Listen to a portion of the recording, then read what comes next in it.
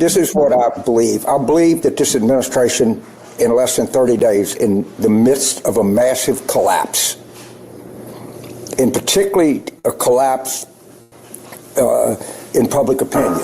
Della Volpe at Harvard, who's very good. I used to think, once I saw a Harvard youth poll, I discounted it. I've come to say it's a pretty damn good poll. Pretty good guy. He's gone from 53 approval to under 30 to 39. That's a collapse. And all we need to do, the analogy I use, is picket is 500 yards from the stone wall. Hold your fire. It's going to be easy pickings here in 6 weeks. Just lay back. New CNN poll out for the first time right now shows that more than half of Americans, 52%, disapprove of his job in office. Although his approval rating of 48% does sit a few points higher from where he was when he first addressed Congress in 2017. Now, his speech will have to assuage a skeptical public concerned about his priorities, with 52% in the new CNN poll saying he has not paid attention to the most important problems facing the nation. Now, the poll was conducted notably before that Oval Office meeting heard around the world, where Trump's dramatically different vision of America's place in the world was on full display. So how will Trump address that stunning episode and sell his agenda to a divided American public on Tuesday? Well, my excellent panel is here to break all of that down with me. Leanne Caldwell from Puck, Estelle Herndon from the New York Times, and Jeff Mason from Reuters. Good morning, everyone. Oh. Good to see you. Well, before these hacks start talking about this, isn't it just amazing how the plan just got developed in James Carville a week ago? Just wait. Watch what's going to happen. His numbers are going to crater. Wink, wink, wink. And that's when they launched the plan. The plan was, we'll get the American people and we'll gaslight them some more, and we'll show them that Trump's support is cratering. It's so easy to see when you keep the playbook in front of you. The day that James Carville said that, I actually told you, they're setting something up. They are going to be setting something up, and now we're starting to see it come to fruition. Hey, his poll numbers are going to stay. They're just going to collapse. Just hold off a couple of weeks. Then you're going to see in like 30 days, the bottom's going to drop out of support for Trump. Why would you say that? What possibly could you have been looking at to even come out with that, James Carville? Well, obviously, it was a plan that they hatched. It was the next narrative, the next narrative du jour. Here's what we're going to do now. We are going to attack him and have everybody, we'll have these pollsters make these polls, and we'll have these panels come out, and we'll have these panels say, oh, it was horrible. It was horrible. If only the American people thought like that, which they don't. I went through a large list of things yesterday why I saw a testosterone-laden man acting like a man, protecting his country. And then today I just saw a video I can't possibly play here. And I told you, I said, you're going to see people react to what he did in the White House the same way they reacted to, getting shot in the head, having a mug shot taken. That's going to endear him to, real Americans, not the blue-haired, 16 piercing people who think that men can have babies. No, not that crowd. To real people. And sure enough, I posted a video today from a young black guy who is dropping F-bombs in the N-word like every 20 seconds, and you could just see his exuberance because he goes, that's my you-know-what. And I told you that yesterday. I'm not doing it to tap myself on the shoulder. I'm telling you that what he did appeals to so many people. People who are looking for vivacious, energetic, strong leadership in this country. And the opposite, the contrast in terms of the girly boy soy cucks that like to have, it's bullying. And I told you yesterday, there's no such thing as bullying when you want someone to protect you. You want a bully. You want to know that the person out there has got your back. you won't see that in the media now. The media is going to try and twist it as though President Trump has turned off everybody. Everybody. Nobody wants a part of this toxicity, this toxic masculinity. Listen to these nuts. So we're going to talk a lot about the fallout of that meeting with Zelensky on Friday. But let's just dig in a little bit into the brand new poll numbers, just to get a sense of where the American public actually sees things right now with Donald Trump. And this is just a cross-section of the American public. He's underwater among most age groups here, at least among younger Americans and older Americans, I should say. 18 to 34-year-olds disapprove of him from 59% to 41%. I want to draw your attention to the bottom line in the real small writing of who did this poll. This poll was conducted by CNN. And I'm sure they called many, real Americans when they did this poll. The same people they probably called when they asked them who was going to win the election. Probably the exact same people. How'd that work out? Well, we know. Older Americans disapprove of the job that he's doing as well. What does this tell you? Jeff, you cover the White House.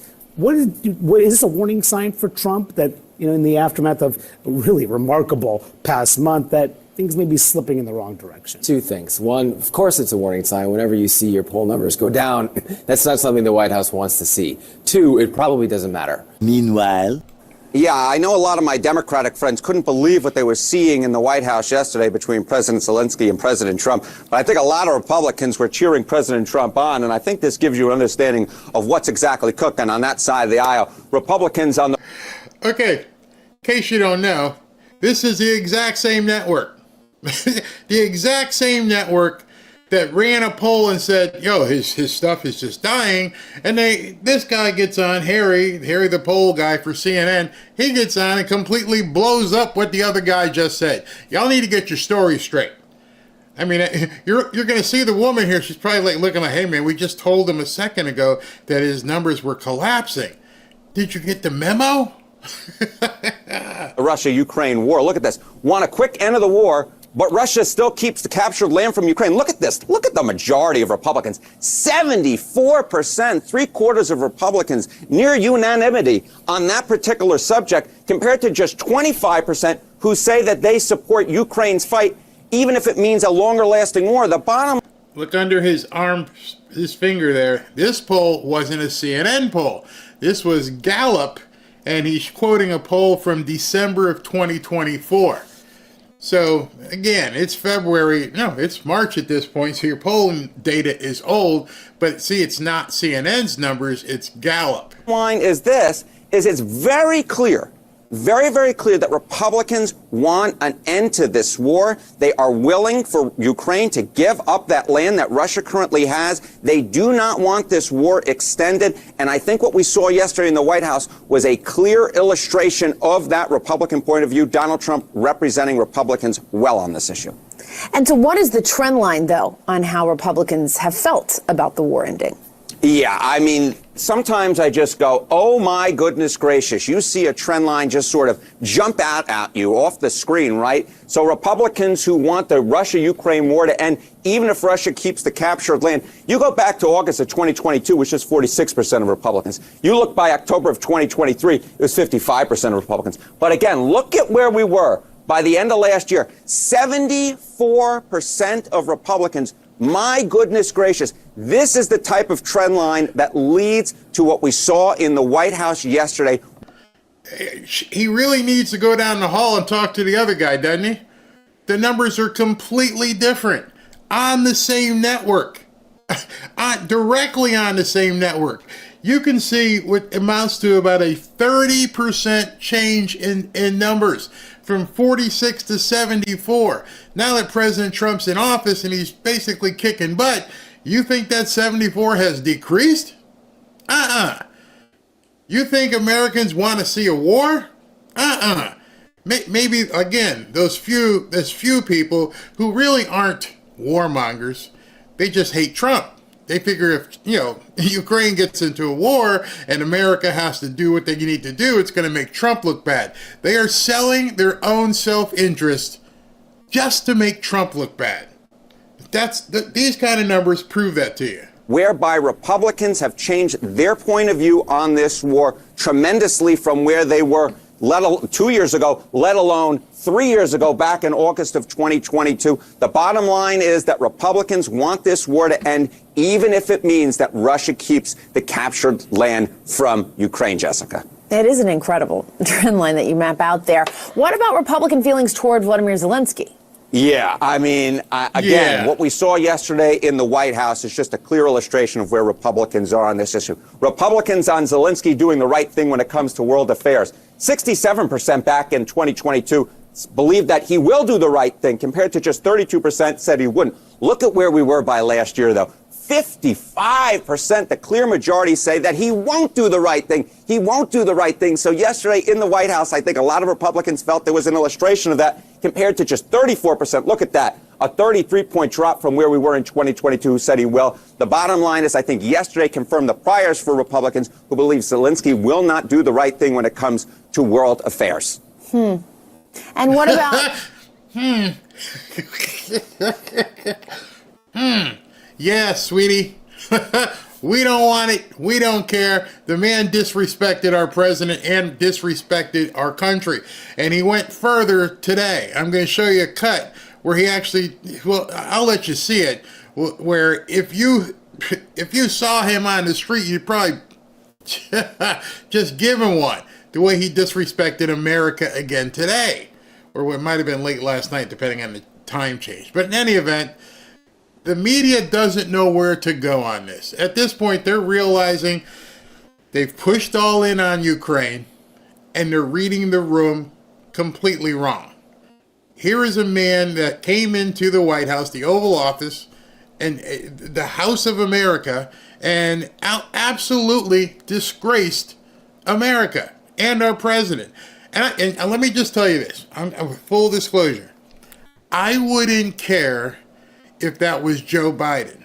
I wouldn't care if it was Obama.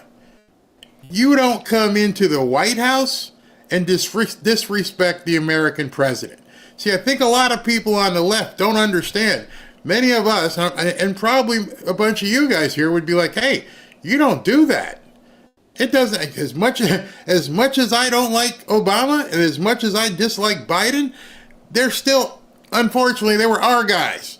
And so you're not going to come in and impose your will and talk down to an American president, especially when you want my money. We have done nothing but keep your people alive. Whether it was stolen or not, you took all of our money to fund what you're doing. And you come into the American Oval Office in the White House and disrespect the president? I don't care if it's Trump, Biden, or Obama, or whoever. You don't have that right. You deserve to get slapped down. You deserve to get thrown out of the White House. I'd love to know how you guys feel like that. Do you care which president it was? If it's worse, obviously, because Trump's not going to take your crap. But if he had the gumption to walk into the White House and say that to Obama or Biden, as much as we'd have been like, ooh, we don't want it. We don't want that happening here. How Republicans feel about the U.S. role in helping Ukraine? Yeah, again, I mean, look at this trend line. Look at this. GOP, who say the U.S. backs Ukraine too much when it comes to the war. Back in February of 2022, it was 6%. Look at where we were by last month. 62% of Republicans say the U.S. backs Ukraine too much. Again, I think they'd be big fans of what they saw in the White House yesterday, Jessica. Yeah, and lastly, Zelensky tried to make the point yesterday that what happens in this war will eventually matter to the U.S. But do Americans feel that way? Yeah, do Americans feel that way? Do Republicans feel that way? GOP on the Russia-Ukraine war outcome matters a great deal to life in the U.S. Back in March of 2022, was half of Republicans, 50%. Look at where we were by last month, just 15%. If you're a Democrat, even if you are a nut, and you read these numbers, and you can see that half the country, because this is just Republicans, half the country really doesn't care what happens to Ukraine. Sorry, not my problem. You've taken our money, but it's not my problem. And so in this regard, I I think there's more Democrats that feel that way as well. I mean, the smart Democrats who, have businesses or raising families, who have investments, not the crazies. The crazies don't care. The crazies don't have a vested interest.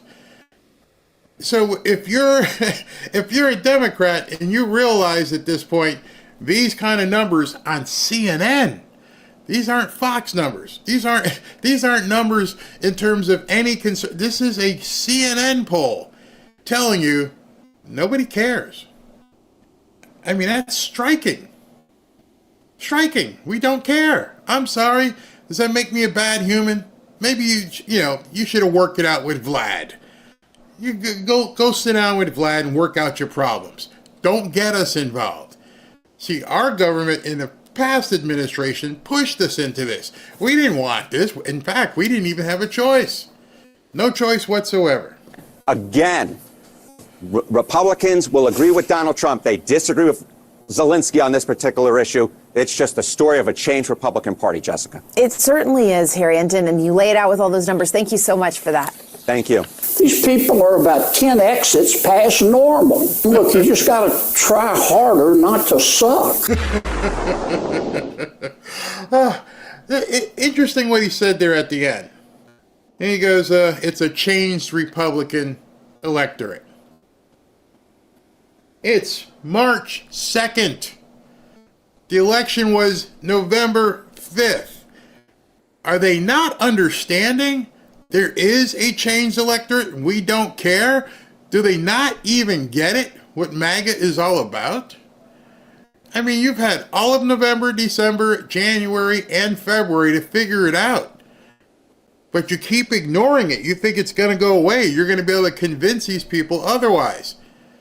That's not exactly going to work out for you. I can see in the chat here, you guys understand it. And they're not polling real people. You could actually, Robin and I yesterday were down at the beach. And I wore this yesterday down at the beach as we're sitting there having lunch. And normally I don't like to wear the gear because I don't want to, I'd hate to have to whoop somebody's ass, if you know what I mean.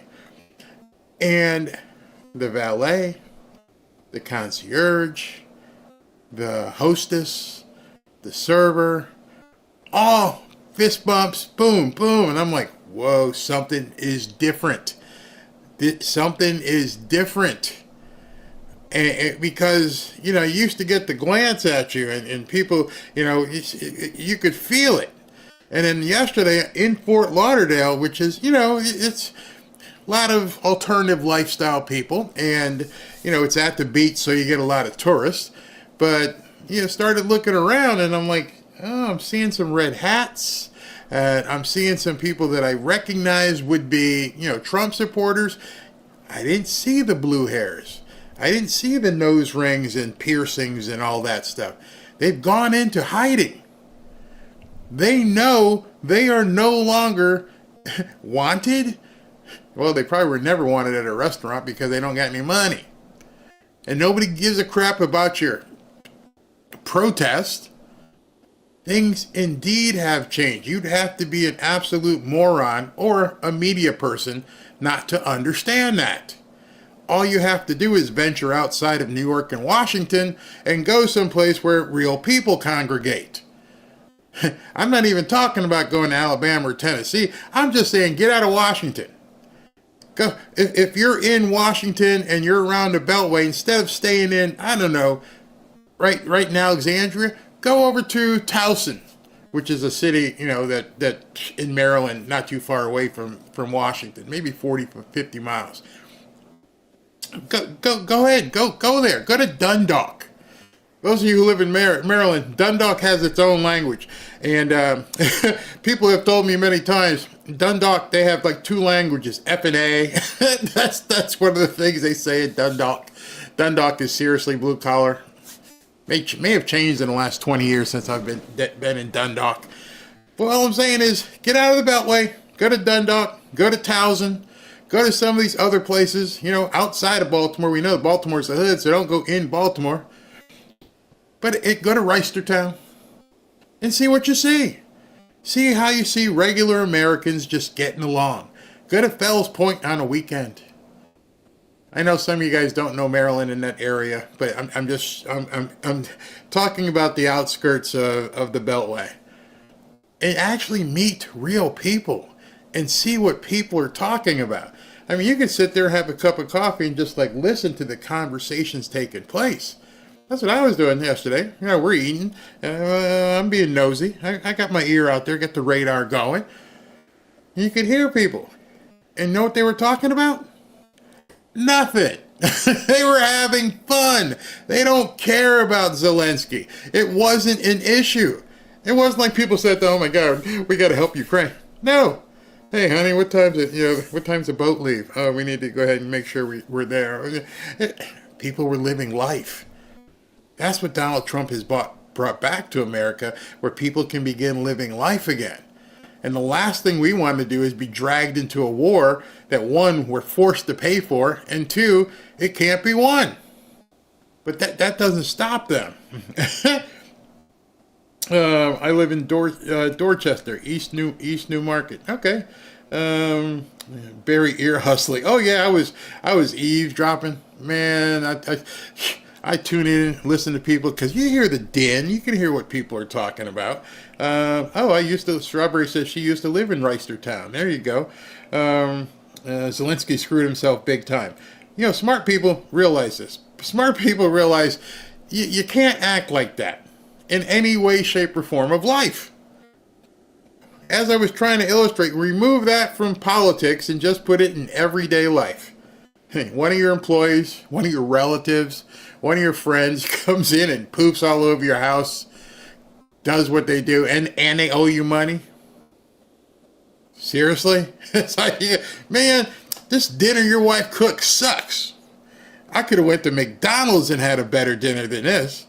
Well, then you need to go and take that with you. You're not going to let someone do it in your own house. That's what just cracks me up. Little Z-Man has no intention for peace. His rhetoric today was sickening. It was. I'm going to show it some of you. But that's all you have to do is just think to yourself, would you let it happen in your own house? That's the easiest way to talk to a liberal right now. Oh, Trump bullied Zelensky. Okay, Shirley, let me ask you a question.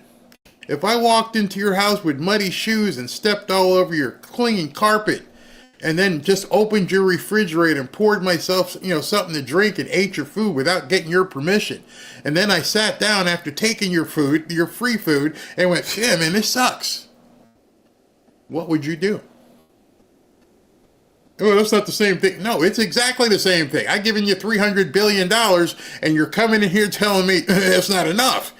I ain't got to say thank you. Oh, okay. That's one Thanksgiving meal I would love to. Oh, you're going to come in here and poop all over my house and tell me that my wife's food sucks? Which would never happen because she's a real good cook. But in any event, talk to people in real terms. Reduce it. As you're talking to people. Hey, you don't get it. You don't get it. What do you mean he bullied him? What would your husband do if I did this, this, and this? Yeah, it would be crazy. So it continues. What do I got next? All right, so I got this one next. And who's this? All right, this guy from England. Yeah, I have to cut this and tell you what he said because this one's good. First, we will keep the military aid flowing and keep increasing the economic pressure on Russia to strengthen Ukraine now. Second, we agreed that any lasting peace must ensure Ukraine's sovereignty and security, and Ukraine must be at the table. Third, in the event of a peace deal, we will keep boosting Ukraine's own defensive capabilities to deter any future invasion. Fourth, we will go further to develop a coalition of the willing to defend a deal in Ukraine and to guarantee the peace. Not every nation will feel able to contribute, but that can't mean that we sit back. Instead, those willing will intensify planning now with real urgency. The UK is prepared to back this with boots on the ground and planes in the air together with others, Europe must do the heavy lifting. But to support peace in our continent and to succeed, this effort must have strong US backing. Wait. You went out there and talked big. We're going to do this, number one. Number two, we're going to do this. Number three, we're putting your sons and daughters out there. Yeah, they might die. And number four, we can't do it at United States. I'm thinking to myself, how did you walk out on stage and make that speech? You sounded bad. You sounded like Billy Badass right there. We're going to do this. We're going to do this. We're going to do this. And we're going to do this. But we can't do it unless you guys pay for it. So in other words, you can't do anything. That's what you just told the world. That's what you just told Donald Trump. Everything you said before that means absolutely nothing. I heard this and I was like, wait, did he just say what I think he says? Here, listen again. This is good. This is really good. Must do the heavy lifting. But to support peace in our continent and to succeed, this effort must have strong US backing. So you just said in that last bit, in case, and I'm sure you guys heard it the second time, in order for it to succeed, in order for Ukraine to, I don't know, even try to win, there ain't nothing we can do if the United States doesn't put up the money. His words. If I was Zelensky, I'd be like, oh, Donald, yes, I make big mistake. I can be back tomorrow. These people went over to London, talked about, oh, we're going to do this. We're going to be right there hand in hand with Zelensky. We're in the Ukraine people. We're going to make sure we take this to the distance. Whatever it takes, we're going to keep doing it. But we can't do it without the United States. Well, that means you can't do it. Y'all out there making promises with your ass, you can't cash the check. And I'm thinking to myself, didn't the media hear that? Did they not realize what that man just said? All of you just heard it. And how do you, somebody put it, how in the hell are you doing the heavy lifting when you ain't putting up no money? Oh, we'll do the heavy lifting. No, the heavy lifting, who's paying for it? Anybody can die. Anybody can carry a rifle, but you don't have any money. And you definitely don't have an army. What, you got like 8 jets? I don't know if this is, let me just check this.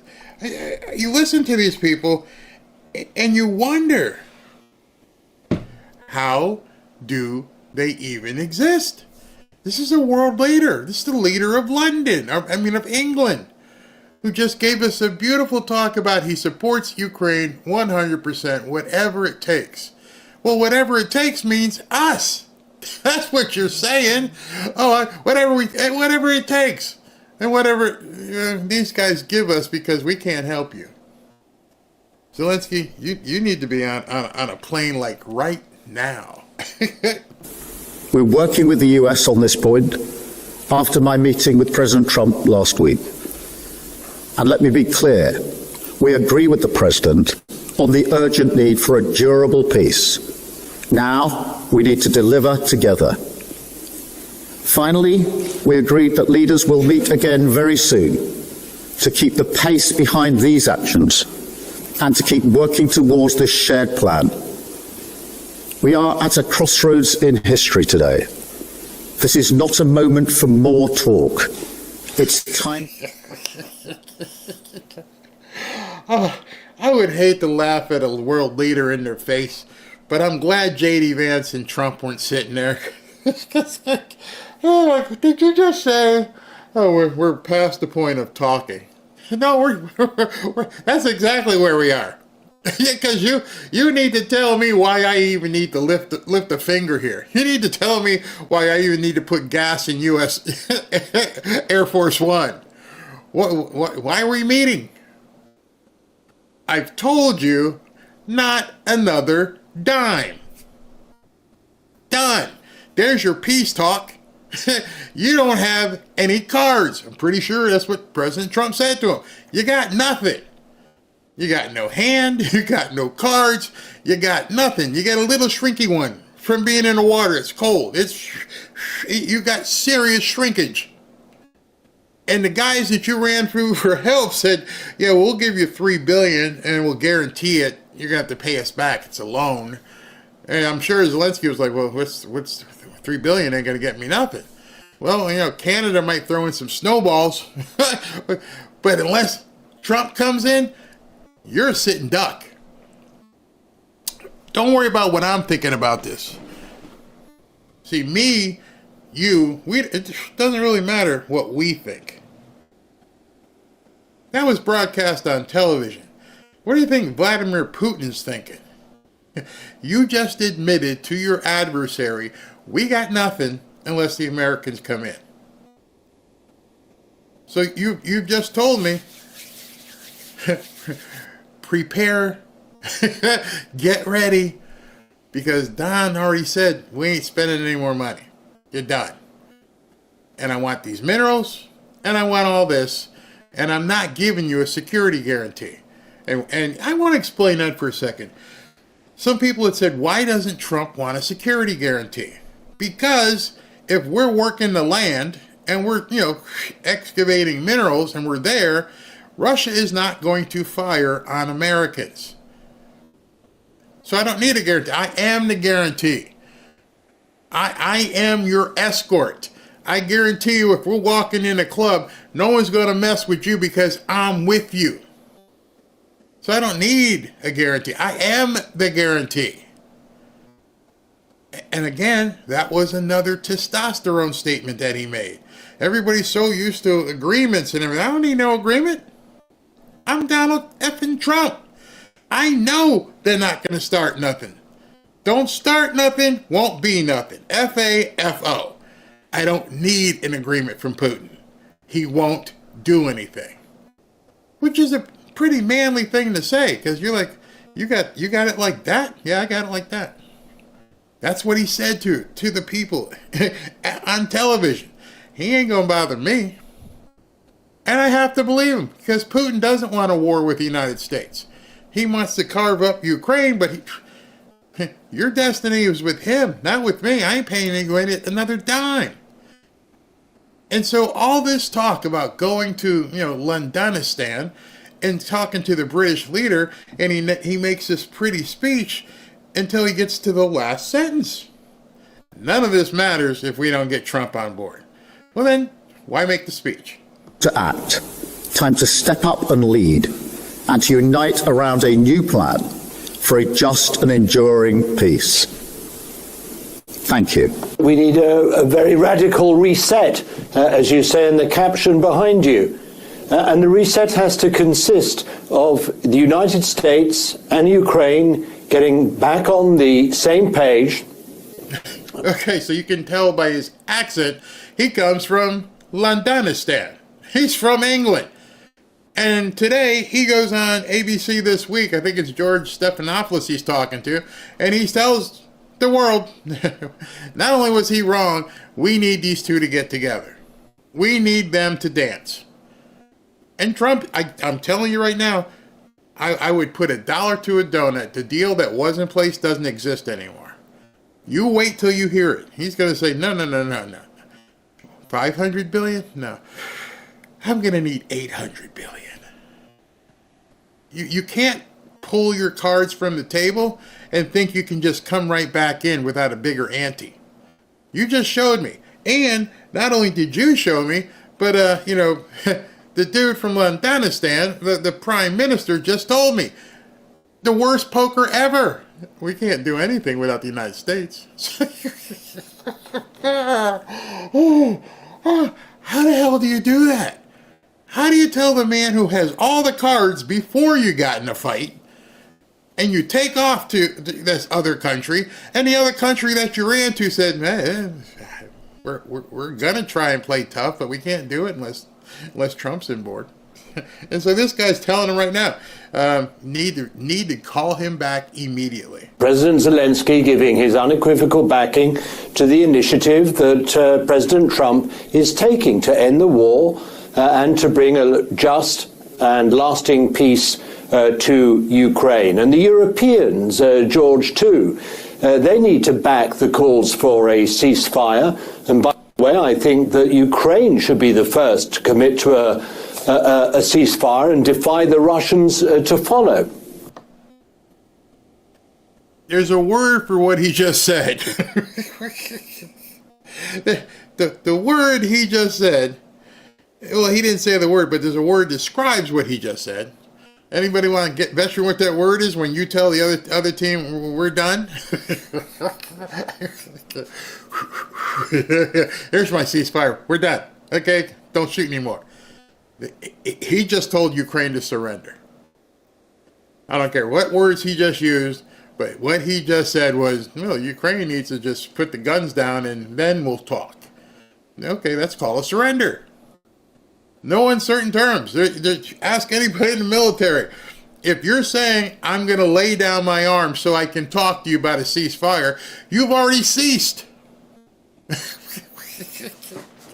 Oh, so Ukraine should stop shooting, then get a meeting with Vladimir. And then as part of the unfolding plan for this negotiation, the Europeans and perhaps some other countries too have got to consider how they are going to put forces on the ground to play their part in providing enduring security and deterrence for Ukraine. Now, that's the reset that we're looking for. That's what the British Prime Minister is working for in his meeting in London today. Prime Minister. I just want to show you something. Somebody pulled this out, and let's take a look at this. Ukraine, as it turns out, that the United States has been carrying most of the burden of defending Ukraine after all. Countries sending the most aid to Ukraine, and there's three different colors. There's black, yellow, and light blue. Light blue is humanitarian, so they're sending Band-Aids and food. Financial, actually money, and then black is military, as you can see here. So when you look at this chart, that's us.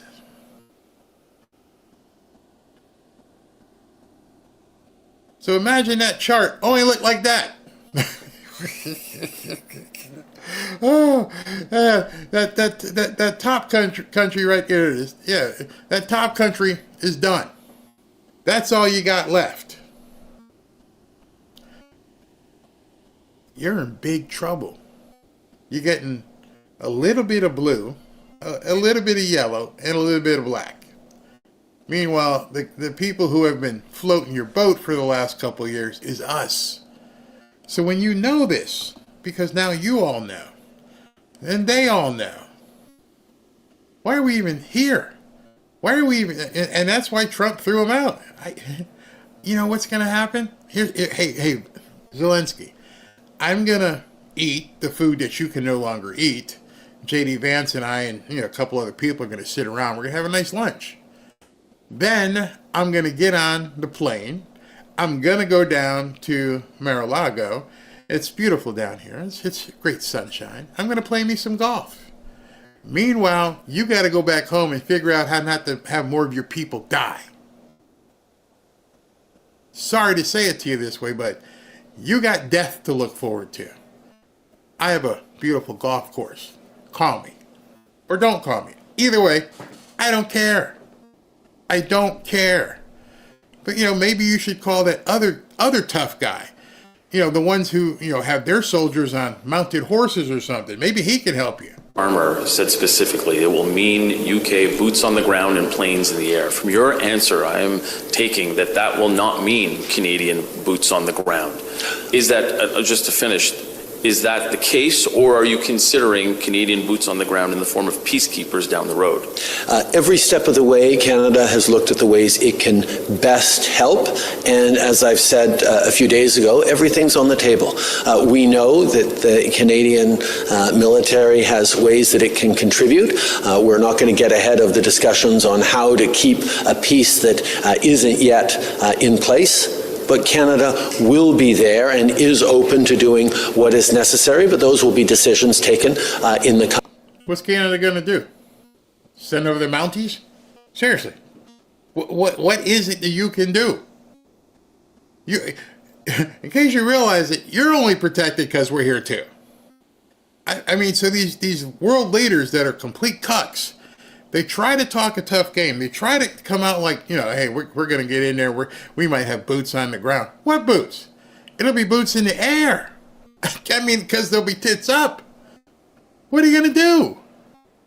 You know there's people in the military in Canada going, oh, no. Hey, man, I got a good life up here. Why am I going halfway around the world for something I got nothing to do with? What are you trying to do? And none of this makes any sense. I mean, if people actually talk, none of this makes any sense. I don't have anything to do with Ukraine. I live in Montreal. I speak French. I like pizza. And, and pizza is Italian. What do you have? We got croissants or something. We have a peaceful life here. I'm a Mountie. What do you expect me to do in flipping Ukraine? Why don't you go? Coming years by Canadians and their government. The U.S. will have to send their sons and daughters exactly the same way as we are sending their sons and daughters to war. And they will have to fight because it's NATO that we're talking about, and they will be dying. Person Dimitri.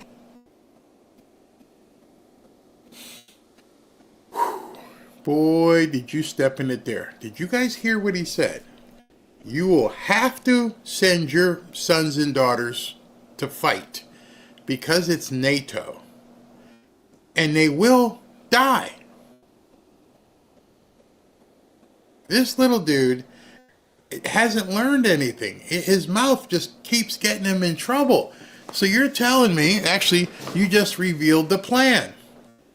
Your plan is, let's start some crap. Let's have England and France and some other, Canada, all these people in NATO. Let's bring them over here. Let them start fighting. Let one of them get killed. And then all of a sudden, we trigger NATO. And then you've got to come, America. You have no choice. That's what I want you to think about tonight. He just gave it away. You have no choice. It's NATO. That's what he just said. Because what he said is, you're going to come and have your people die. Because it's NATO. I don't think you want to get in a pissing match with Donald Trump, but that's what their strategy is. Now they just revealed what they're doing. They're going to send some people from Canada, some people from Belgium and Latvia and Sweden and everywhere else and say, come on over. And then when one of those people gets popped, they're going to try and trigger NATO, which means World War. Which means at that point, because we're in NATO, we have to respond. That's the treaty we signed. You've got people like, where is this? Thomas Massey, Mike Lee, other people says, we got to leave NATO. It's time to leave. Because it's pretty simple what they're trying to do at this point. They just gave it away. We are in the FAFO endgame now. If the United States leaves NATO, other nations will follow. It will truly be EU on its own. And if you look at EU nations demographically, they will implode. Popular support in these EU nations is crumbling, and foreign wars for no ostensible purpose but to promote a globalist agenda will lead to a mass revolt. The EU may collapse over its blind support for perpetuating the Ukraine war. Eric said, we have a huge problem on our hands. And this is huge. Very big. I want you guys to all know this. NATO countries are now saying they'll bypass the U.S. and send their troops into Ukraine. And then if Russia attacks, they'll invoke Article 5, which would basically start World War III by dragging in all of NATO and the United States. They are playing a game of chicken of epic proportions. Epic proportions. This could get bad very, very quickly. The plan is for the UK to send soldiers to Ukraine, set them up to be shot by Russians or in a false flag attack, and then claim Article 5, the NATO treaty, which requires the United States to send soldiers to bail them out. These people are diabolical. They have figured out a way to force Donald Trump to get in a war.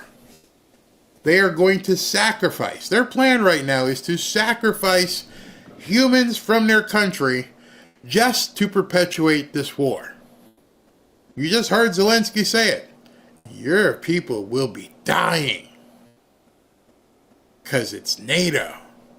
So he let the cat out the bag right away. So the only way for America to get out of this is to leave NATO, except it's not that easy. Now here we come again with something else the Democrats have all probably thought about and hatched. They want to force America into a war. I asked Grok, I said, hey Grok, I said, yo, show me how we get out of this. What exactly has to happen? All right, so I want to show you, how do we get out of NATO? Is it possible to get out of NATO? What are we going to have to do to make this thing go away? Let me see if I can bring this in so you guys can see this, because this is kind of important. Because you're going to hear all kinds of BS about what we can and can't do, and the Democrats are going to say there's no way out. We got to do it. All right, so let's look at what happens when they decide to go crazy, which is imminently. All right, hold on. Okay. To withdraw the United States from NATO. Now, you're going to have to listen to this. It's kind of dry, but it's important for you to understand. To withdraw the United States from NATO, President Trump would face a multi-step process shaped by legal, political, and procedural hurdles. Here's what he would need to do based on current U.S. law and the NATO treaty.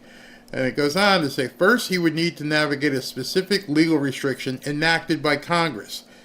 I want you to look at the dates of this stuff, because I think when you look at the dates, you can kind of see that this was planned all along. And Republicans didn't stop it. The National Defense Authorization Act for fiscal year 2024, signed into law on December 22, 2023 by Biden, prohibits the president from unilaterally suspending, terminating, denouncing, or withdrawing the U.S. from NATO without congressional approval. So in 2023, the Democrats got together and said, let's make sure that whether Biden or Kamala or whoever is here, we're locked into this. We want war so bad, we're going to tie everybody's hands moving forward. That's exactly what they've done. It says here, this law requires either a 2/3 vote of the Senate, which is 67 out of 100 senators, which ain't ever going to happen, or a separate act of Congress, meaning a majority vote in both the Senate and the House of Representatives. So you could create a new law and say, you know what, we're not going to do it this way, we're going to do it this way, and you only need a majority, which we have at this point. We have 53 senators in the Senate, and it's like a 3 or 4 person margin in the House. So mathematically, it could be done, but of course, the Lisa Murkowskis and Susan Collins of the world and some of the other warmongers might just throw a wrench into it and say, no, we're not going to vote for it. We're going to force America to be in this war. Meaning a majority vote in both the Senate and House, followed by the president's signature or a veto override. This reflects Congress's intent to assert its authority over treaty commitments and leveraging its constitutional power of the purse and historical role in treaty making under Article 2, Section 2. So far, that's all you can do. You're stuck, Trump. You got to do it. You got to fight unless you can, do something else. Okay, so now down here, let's look at this. However, this law's enforceability is untested and constitutionally ambiguous. The Constitution is silent on how treaties are terminated. While it requires Senate approval to enter into treaties, it doesn't specify the process for withdrawal. Historically, presidents have sometimes withdrawn from treaties unilaterally, citing their foreign policy powers. George Bush exited the ABM treaty in 2001. Trump could argue that his authority as commander-in-chief executive of foreign affairs allows him to bypass Congress. So what you're seeing is they're planning on getting us into the war by triggering Article 5 of NATO. I know this stuff is confusing and it's in the weeds, which then would cause President Trump to have to do something drastic, which is basically either get Congress to change the laws or basically ignore it. Nope, we're not going to go. What do you mean you're not going to go? NATO says you have to go. All right, fire on us. Do what you need to do. We're not going. This is where it gets really, really hairy for us. Where was I here? Okay, if he issued an executive order or directive to withdraw, it would likely trigger a legal challenge. So here we go, right back to court. Understand what would happen here is the Democrats would run to court to force us to get in World War III. If that's not a desperate ploy, I don't know what is, and I'm pretty sure Trump would just say, let me see what y'all gonna do. Oh, we're gonna run to court and force you to get into a war. How in the hell would you spin that to the American people? How would you possibly, as a political party, get over the fact that you're trying to sue the President of the United States to force him to go into a war? What nuts want that to happen? But that's where they want to go. It's insane. All right, so they could go to court, possibly from members of Congress or NATO allies, meaning one of those guys could sue. You got to go to war. Escalating, obviously, to the Supreme Court. So then the Supreme Court would then be deciding whether or not we have to go to war. Legal experts debate the outcome. Some see Congress's explicit legislation as a strong check, while others point to precedents favoring presidential prerogative. No court has definitively ruled on this, leaving it in a gray area. See, gray areas are where things get done. They're not pleasant. But I would think, and you guys can let me know in the chat if you disagree, I would think that this is something that Trump would win big on. Got to get the messaging right. This isn't going to be about defending Ukraine. This is about forcing America to get into a war where your brothers and sisters and fathers and mothers and wives could die. That would be the messaging he would need to come out. He'd have to do a presidential address.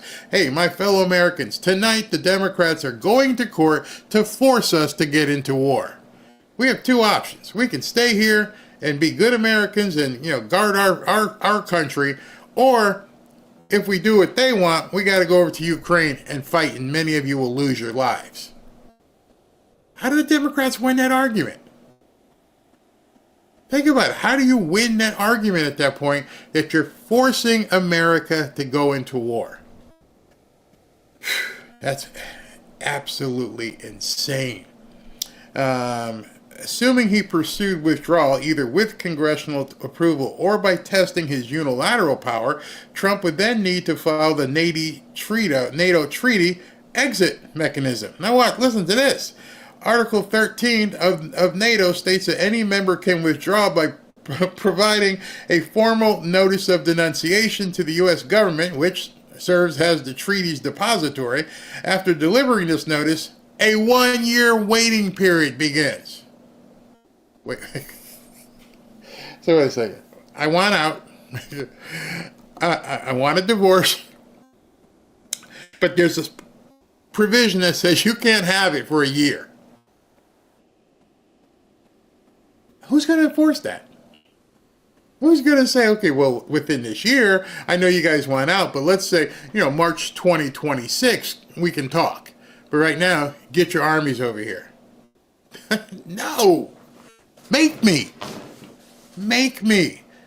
I'm just letting you, I'm reading specifically from here because I want you guys to see this and what they are trying to do. Okay, after delivering the notice, a 1-year waiting period begins during which the United States would remain a NATO member and then, quote, be forced to fight.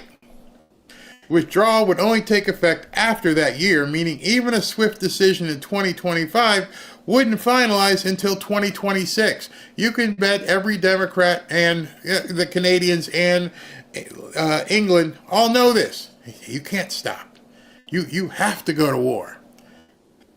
Okay, now here's where it gets really good. Beyond the legal and procedural steps, practical challenges would arise. Withdrawing would require disentangling over 100,000 U.S. troops stationed in Europe, dismantling integration with NATO's military command led by an American general since 1949, and managing the geopolitical fallout, potentially emboldening adversaries like Russia.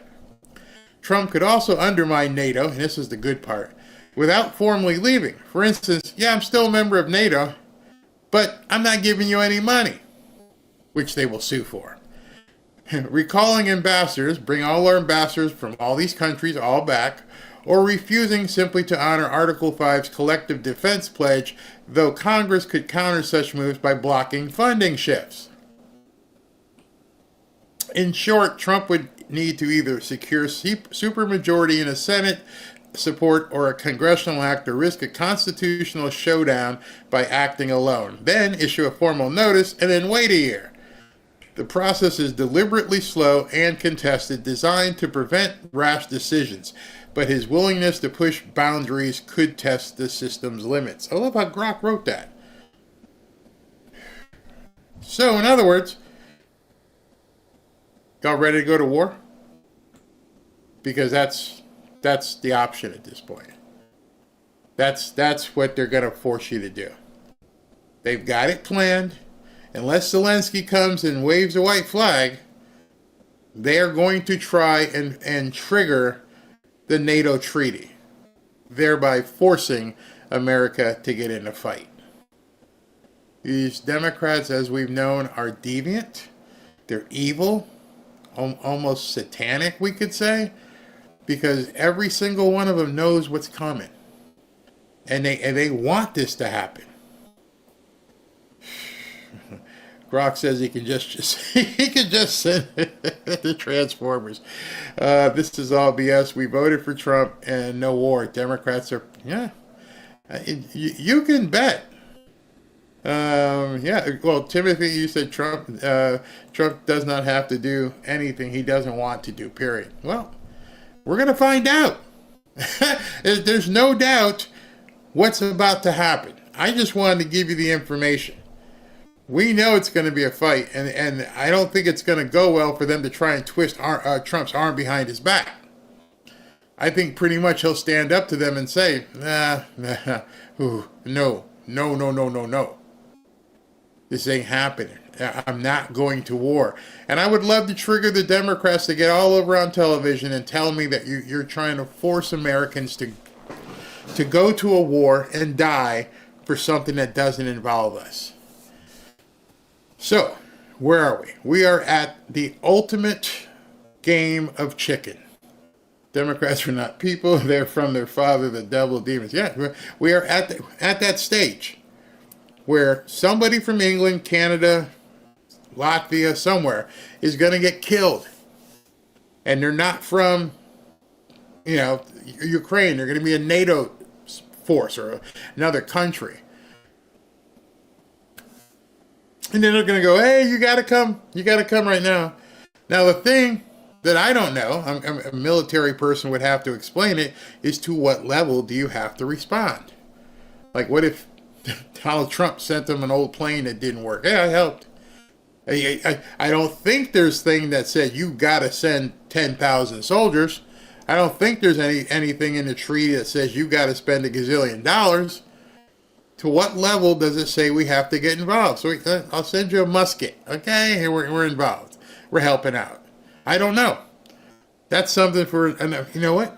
On Tuesday, I will ask General Flynn that. That's a question. If they trigger NATO, how far do we have to go? That would be a great question. True, Article 5 doesn't require anything. Yeah, but it's not going to work. They can't beat Almighty God. I completely, agree with everything you guys are saying. All of us here know that if Trump doesn't want to go, he won't go. Yeah, I could see that coming. We will send a strongly written letter. Oh, only thing I'm alerting to you, because you're going to start hearing this over the next couple days, maybe next week, is that we would be forced into a war. World War III. We would be forced into it. Will Trump do it? I doubt it. I think he'd tell him, go pound sand, sue me. And then, this is the interesting part. Let's say the Democrats sue to force America to get in a war. All right, the Supreme Court says, yeah, we got to go fight. And he says, make me. What do you mean? Well, I'm not letting any of these planes or people even leave the country. What are you going to do?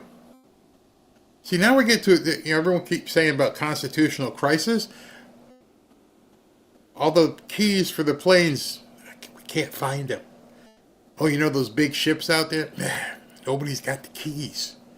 I'm being facetious, but who is going to order the ships and people to leave, to go over to Ukraine? Who's going to tell the fighters, you need to go over there, fly the planes? He's the commander-in-chief. That puts us in a situation where I don't know the answer to that. If he is, and we know he is, the commander-in-chief, and he says, no, do not start the engines, is it then a court-martial for someone who decides they're going to fly over on their own?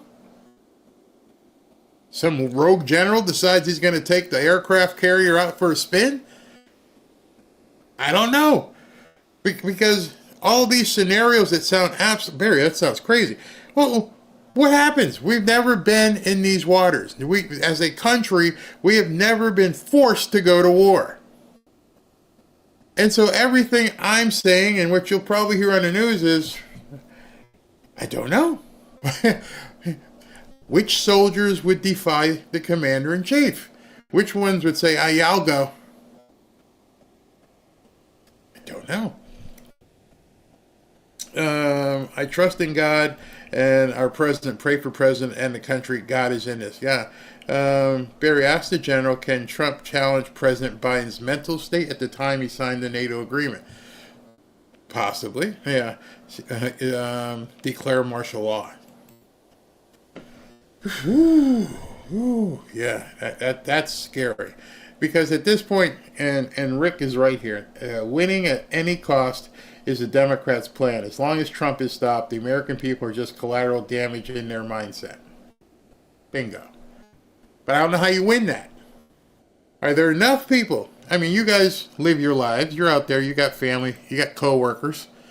Are there enough people in America who would support us being forced into a war in Ukraine? When nobody has come onto our shores, nothing has gone boom anywhere in the country. You're living your life, doing what you want. How many people do you think would say, yeah, we need to go? Now, we know there's a certain faction because we see them run around the street. Whether they're paid or not, that's a whole different story. But how many people in this country would support that? Well, we already know that 90% of Republicans are like, So how many, and who cares, the Democrats, how many independents would be like, yeah, we have to go to war? Because the first person who said that, I'd be saying, well, suit up. I'm not sending my grandson.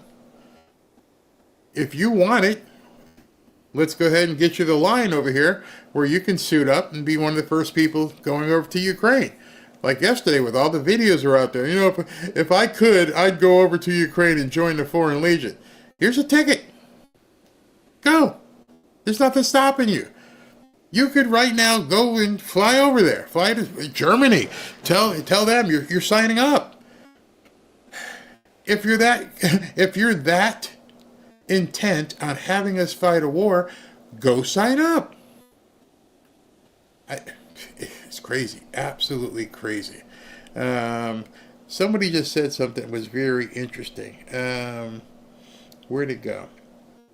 Somebody said that you can't trigger Article 5 unless it's in a country that's a NATO member, which is true.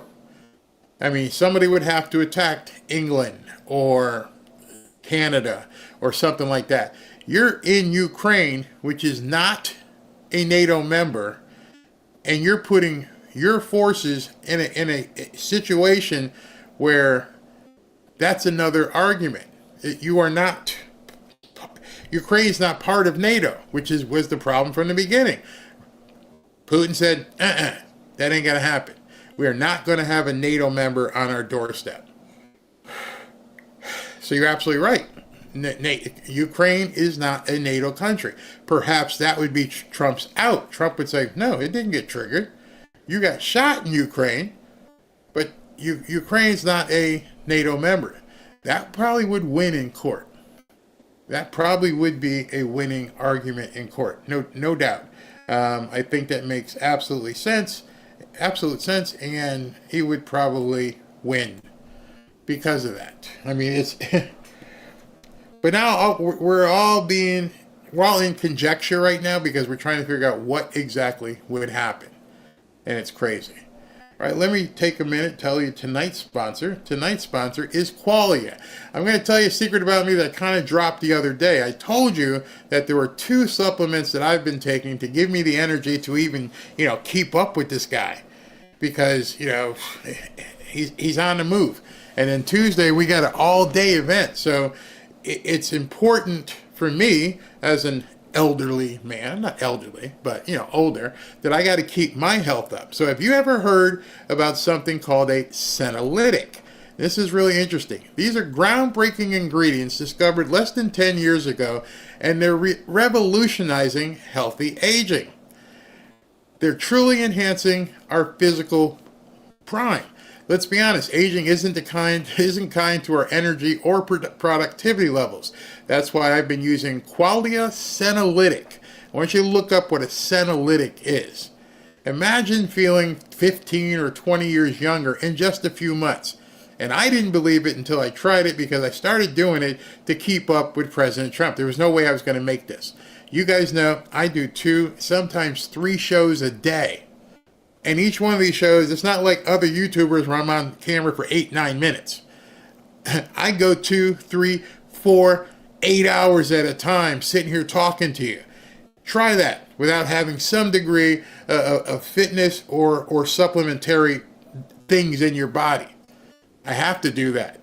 But here's the scoop. As we age, we accumulate these things called senescent cells, or what's called zombie cells. These cells cause your pain, your aches, your sluggish recovery, and that middle-age energy dip that you get sometimes in the afternoon. Qualia Senolytic works like pruning dead leaves, removing these old cells to let healthy ones rejuvenate and thrive. Yeah, it's true. I mean, think about it. You guys have watched my videos. I'll have something to drink, maybe nibble on something in between, shows. I've got a bag of grapes right here, so off screen I can just grab a grape or something if I need it. But for the most part, I'm sitting here for 2 or 3 hours. Sometimes when something's playing, I'll stand up, but that's about it. And then I got to get right back in my seat, which, after a while, doesn't feel too good. In any event, the best part of doing senolytics is you only need to take it 2 days a month. There aren't too many vitamins that you just simply take 2 days a month. Qualia Senolytic is a non-GMO, vegan, and gluten-free with ingredients that complement each other perfectly. Plus, if you do this, there's a 100-day money-back guarantee because you got to have enough time to actually give it a shot. I've noticed right away, I mean, when I say right away, after like 3 weeks, higher energy levels, and I feel more productive and have an enthusiastic life with Robin and the kids and Ashley. Resist aging at the cellular level. Try Qualia Senolytic. Head to qualialife.com/Barry for up to 50% off and use code Barry at checkout for an additional 15% off. That's qualialife.com/Barry. And I'd like to thank Qualia for sponsoring today's episode. One of our other partners, obviously you know, is Lear Capital. And with everything you're seeing happening in this world, and the possibility of us being forced to go into World War III, now might be a good time to begin hedging and protecting yourself. Besides, we don't know what's going on in Fort Knox. So listen to this. As you know, President Trump has assembled the Avengers to make America great again. And of course, we're all excited and ready to see them get to work. But with everything we're seeing right now, don't take your eye off the ball. Things could get much worse before they get better. With the possibility of World War III still looming, and with the Democrats doing everything they can to impede Trump, you still need to keep your guard up and your money protected. Oh, and our national debt is still massively increasing. Don't get me wrong, I have high hopes for Trump's America, but I also have a family to look out for. You see, Trump and the Avengers have quite the uphill battle ahead. That's why I'm making sure I'm protected, and I'm recommending that you do the same. One way to be protected is by diversifying your portfolio. That's why on this channel I've been happy to partner with Lear Capital. As you know, I've been involved in real estate for quite some time. And although I dabbled in gold and silver, Kevin and his staff at Lear have helped to educate me even further, especially in regards to silver. Give Lear a call today and they'll show you how easy it is to move some of your savings or your retirement account into gold and silver.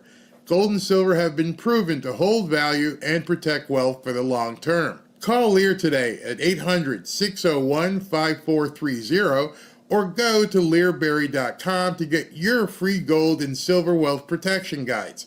There's no obligation, just free information. Many of you have seen my interviews with Lear founder Kevin Demerit, and I can tell you this company is solid and likes to educate their customers. Just so you know, Lear has over 27 years of experience, thousands of 5-star reviews, and over $3 billion in trusted transactions, and is the only company with a 24-hour risk-free purchase.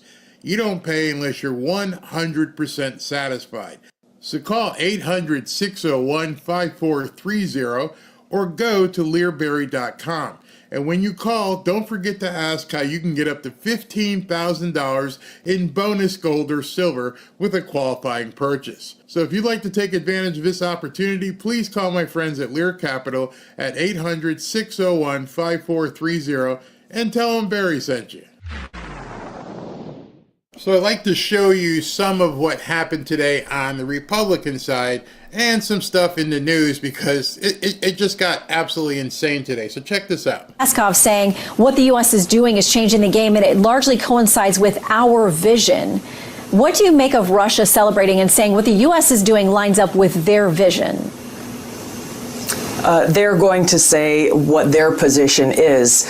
What we should pay attention to here in the United States of America is the American people, so many people across the country celebrating the strong leadership that President Trump and Vice President Vance demonstrated in the Oval Office, something we have not seen over the last 4 years of the Biden administration, where we finally have a president who's going to stand up strongly and fiercely and unwaveringly for the cause of peace and freedom for the American people. I know that that is who President Trump has on his heart and on his mind as he is working towards bringing about a negotiated end to this war. I think those who are criticizing his efforts in this way are showing that they are not committed to peace. Well, we're ready to... In addition to criticizing President Trump, they're also attacking her and Marco Rubio. CNN and a bunch of their people actually said today, listen to, what Tulsi's saying. She's a, she's a Russian puppet. We're all Russian puppets. The Russians are coming.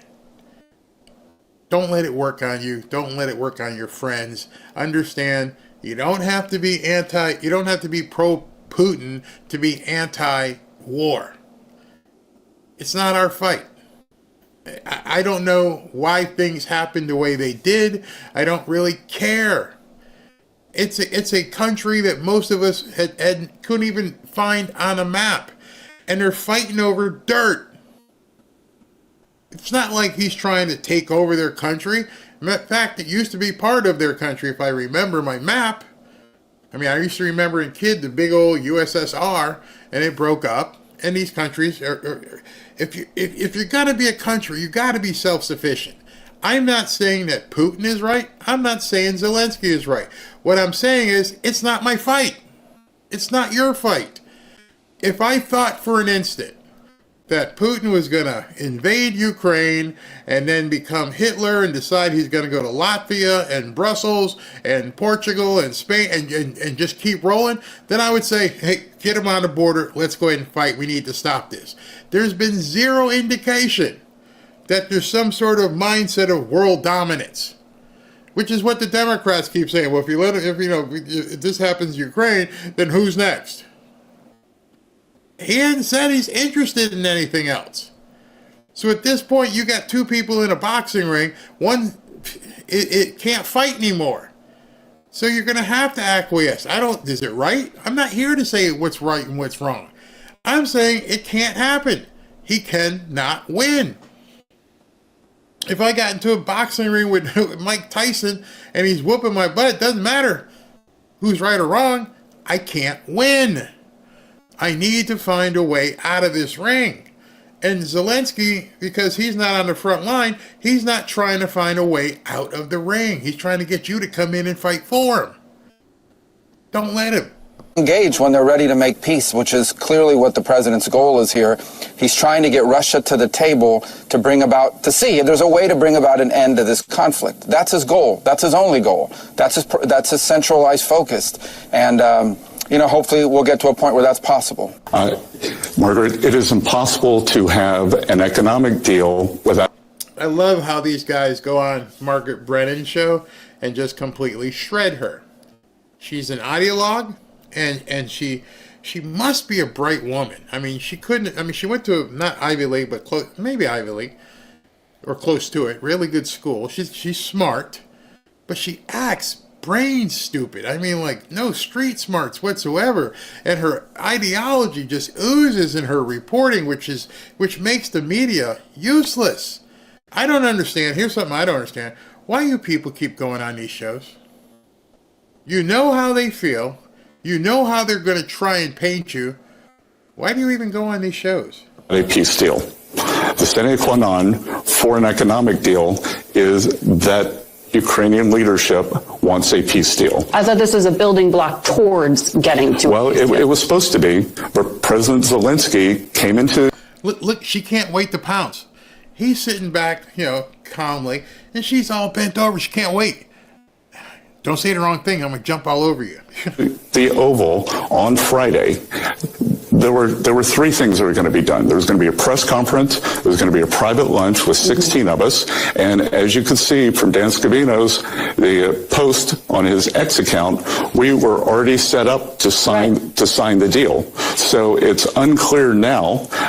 President Zelensky has thrown off the sequencing. And Margaret, let me tell you the most tragic part of this. The President Trump's idea for this economic arrangement was to further intertwine the American people and the Ukrainian people and show no daylight, to show the Russian leadership that there was no daylight. And President Zelensky came into the Oval Office and tried to relitigate in front of the world the deal.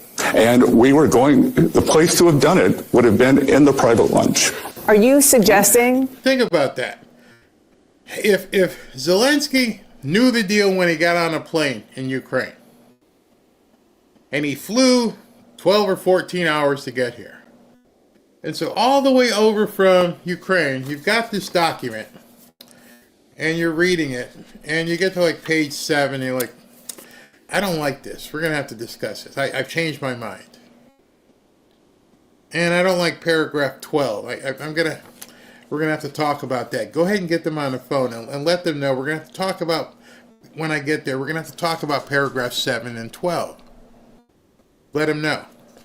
So you land, and everybody knows, hey, we're going to go into a workshop, and we're going to work on paragraph 7 and paragraph 12.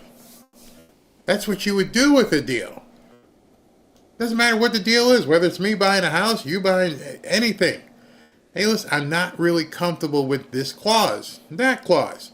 Well, what do you want to do? I want to strike it, or I want to insert this language. I've done it so many times I can't even tell you until you get to a final deal. I want to add this. No, don't want to do it. Is that a deal killer? Come back to me and let me know what you want to insert. And then there will be some things that are deal killers. Nope, I can't change that. I gotta have that. Those of you who have bought property, your closing date, the amount of your deposit, all these things, negotiable. I'm not putting 20 grand down. I'll put 1,500, and then at the end of the inspection period, I'll give you another 12. Okay, let's talk.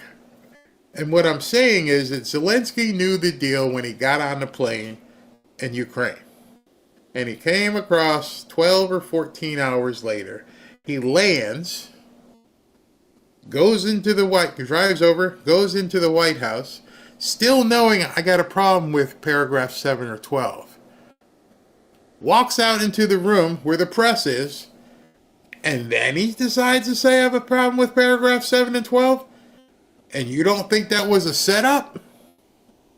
Because anybody who wants to get something done would have done... You had a 14-hour window. You chose not to say anything until that minute.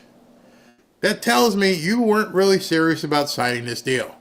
Or somebody whispered something in your ear. Somebody said, don't do this. But I came all the way over here to do it. I mean, this is what we negotiate. I don't care what you negotiate. Don't do that deal. You do that deal, your plane may not make it back to Ukraine. Oh, you can go there. Yeah. Who knows? But I'm just saying the likelihood, and you don't hear the press talk about the likelihood of him not knowing what the deal was or being upset with it should have happened before he even got on the plane. Don't come to closing unless you're ready to close. Do what you need to do, complain. Don't come here until you're ready to close the deal. So a 14-hour trip tells me specifically you had a lot of time to think about what you did or didn't like. Or if it was personal, what you did or didn't want to hear from Trump. So at that point, when he walked into the Oval Office, he knew he had a deal. And there was no reason, none whatsoever, nobody can tell you otherwise, that he had to do what he did. Except if somebody told him to. That President Trump wants Zelensky to resign? We need a leader that can deal with us, eventually deal with the Russians, and end this war. And if it becomes apparent that President Zelensky's either personal motivations or political motivations are divergent from ending the fighting in his country, then I think we have a real issue on our hands. But look, Donna, let's ask ourselves, what is this war going to look like a year from now? The patience of the American people to keep giving billions and billions and billions with no end in sight is not unlimited. And we also made that clear to President Zelensky at the end of that meeting. So you're saying he might be... time on his side is time on the American people's side. What I'm saying is this war needs to end, and that's going to take concessions on territory. That's going to take Russian concessions on security guarantees. That's going to take all sides coming to the table, and we are working very hard to drive those negotiations forward. We had our engagement in Riyadh with the Russians. We are working to have an engagement, we thought, a deal with the Ukrainians, and then we'll bring all sides together. That only President Trump can do that. And I find it incredulous he's being criticized for that. You can tell when someone doesn't want to hear what you have to say. You just... Like, hey man, it's just pretty simple. Either do a deal or not. We're not gonna budge. So you're pretty much stuck at this point. What's he gonna do? I don't know. But now you're starting to see even people in Europe beginning to question this. This doesn't make any sense. Zelensky? You're going into a negotiation that the world knows you can't win. If the people you ran to came out and made speeches about helping you and said, well, it only works if the United States does it. That pretty much is telling you. I mean, they're telling you flat out, you can't win this without Trump. Matter of fact, you can't even fight without Trump. You're just going to get people killed. I was looking around social media today, and it struck me that a lot of people who like to start wars are suddenly very angry with one guy who wants to stop this war. And there are people who have taken us into one disaster after another, war in Iraq, Afghanistan, Syria, Libya, who have spent much of today on social media attacking Trump. What we're seeing, I think, is a reset of geopolitics, a reset. We're seeing the breakdown of what you might call the international liberal world order, which saw 20, 30 years of one foreign policy disaster after another. And Trump, I was at the inauguration in America, and people around the president are basically saying, they've had enough of that constant interventionism. They've had enough of Europe, by the way, again, maybe a controversial point, but Europe not paying its way on defence. And they've looked to Germany, they've looked to France, they've looked to Italy, they've looked to the UK, and they said, what are you guys doing? Take Germany as an example. Germany under the Greens, absolutely bonkers, becoming more dependent upon Russia because of its ridiculous energy policy, becoming more dependent upon China, and then turning around and criticising Donald Trump when he says we've got to end this war. I mean, I'm sorry, it doesn't make sense anymore. There are two things that need to happen. One is, Ukraine obviously needs to be involved in the negotiated settlement, that's obvious, but the second key point is this now has to be a line in the sand. After this negotiated settlement, Europe is going to have to pay to defend itself. We cannot just rely on America, because understandably they're saying, look, we've got China, we've got our problems on the border, we've got to revitalise our economy. So I think for everybody who sat there criticising Donald Trump, I do think we need to look at ourselves in the mirror and think, actually, are we getting this right here in Europe? And to the point that a number of... Frank, what? You mean there's actually people who understand what the hell's going on in geopolitics at this point? You see, he described it, I didn't want to interrupt a single word he said. He described it perfectly. What the problem we're seeing here is a complete shift in how geopolitics is viewed. You people over there no longer in control. Why we even ceded control in the past, I don't know. But we always keep hearing from Democrats and other people that Trump is the leader of the free world, or whoever is the president in America is the leader of the free world. Well, if that's true, then the leader of the free world needs to assert himself as that person.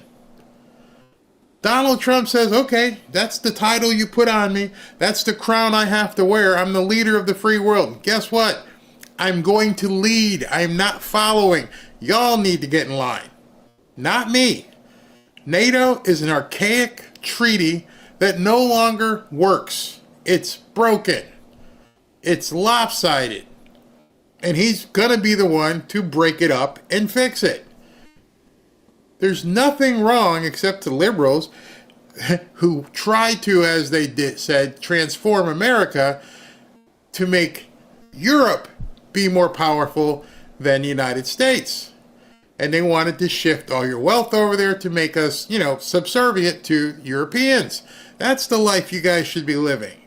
You should have a license to watch TV. You shouldn't be able to talk on social media. You should welcome in as many newcomers as possible. That's the business model.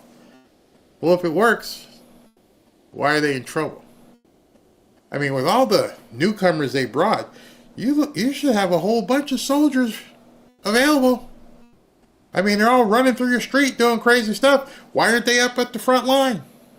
Why didn't the guy Starmer from England say, hey, yeah, I can send you about 5,000 really strong-looking guys up there, Zelensky. You want them? Nope, he didn't say that.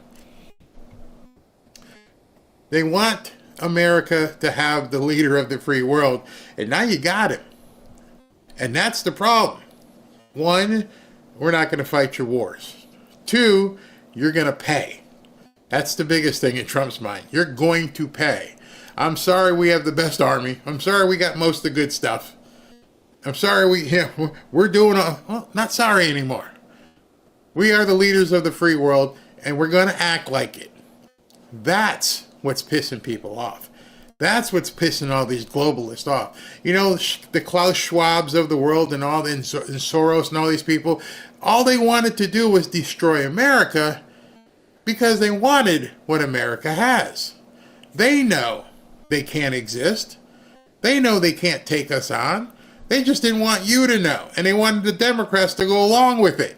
Hey, make these people understand, they should eat the bugs, live in the pods, own nothing, and be happy. Let's go ahead and lock them all down. Oh, yeah. And so they all complied?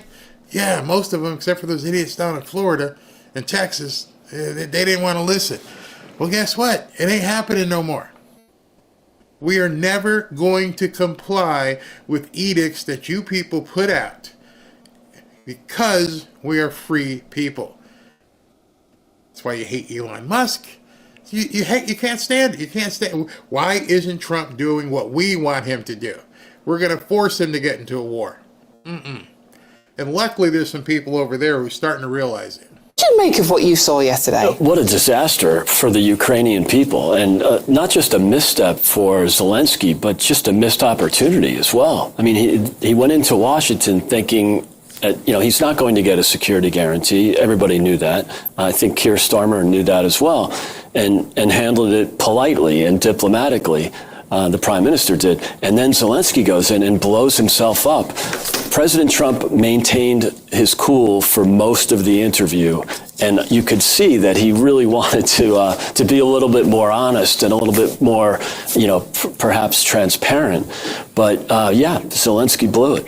And this was, it was a 50-minute meeting, to be fair, and all we're seeing is the last 10 minutes of it when it did blow up. But obviously you're going to come clearly down on Trump's side in this, of course you are. But do you think that a lot of people are accusing Trump and J.D. Vance of almost a tag team ambush on Zelensky? What would you say to that? Well, I think it's important. Some of you guys may play video games or war games, things of that nature, and you go on raids and do different things, and you have ambushes. The person being ambushed isn't usually the person starting the crap. Usually the person being ambushed is just walking through, hey, what's going on? And all of a sudden, he's besieged. It's kind of hard to be the ambusher when it's the ambushee who actually starts the crap. All Zelensky had to do, there would have been no response by J.D. Vance. There would have been no response by Donald Trump. All you had to do, which nobody wants to talk about, is smile for the cameras, nod, and sign the piece of paper. There's no ambush.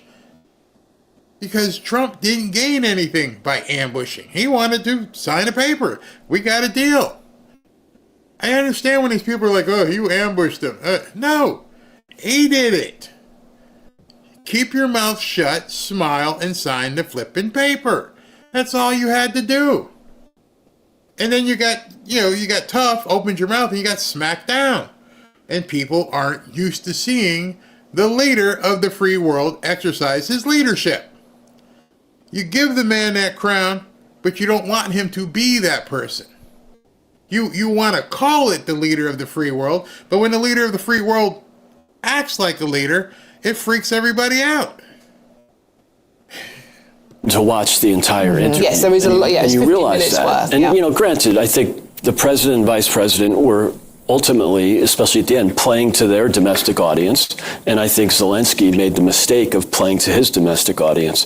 Maybe there's a reason for that. Maybe he's seeing the future, that his days are numbered. He doesn't want to go down as the president that made concessions that were greater than people think were appropriate for the sacrifices that have been made. But, that's just real politic. And I think that, again, it was a big mistake. Okay. I thought the president and vice president handled themselves perfectly. So you actually don't think they've got any criticism at all on their behaviour? No. Interesting. Why? Why would you? When you think about it, they were looking to do this to get to a peace agreement.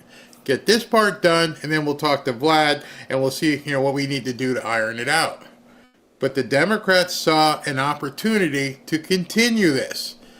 I am convinced that somebody whispered in his ear when he got to Washington. See that 12 or 14-hour flight? Yeah, I think he was coming to sign the deal. He didn't look comfortable the entire time. It's almost like he knew, I got to blow this up. He almost looked like it, because the response by some of these Democrats was way too quick.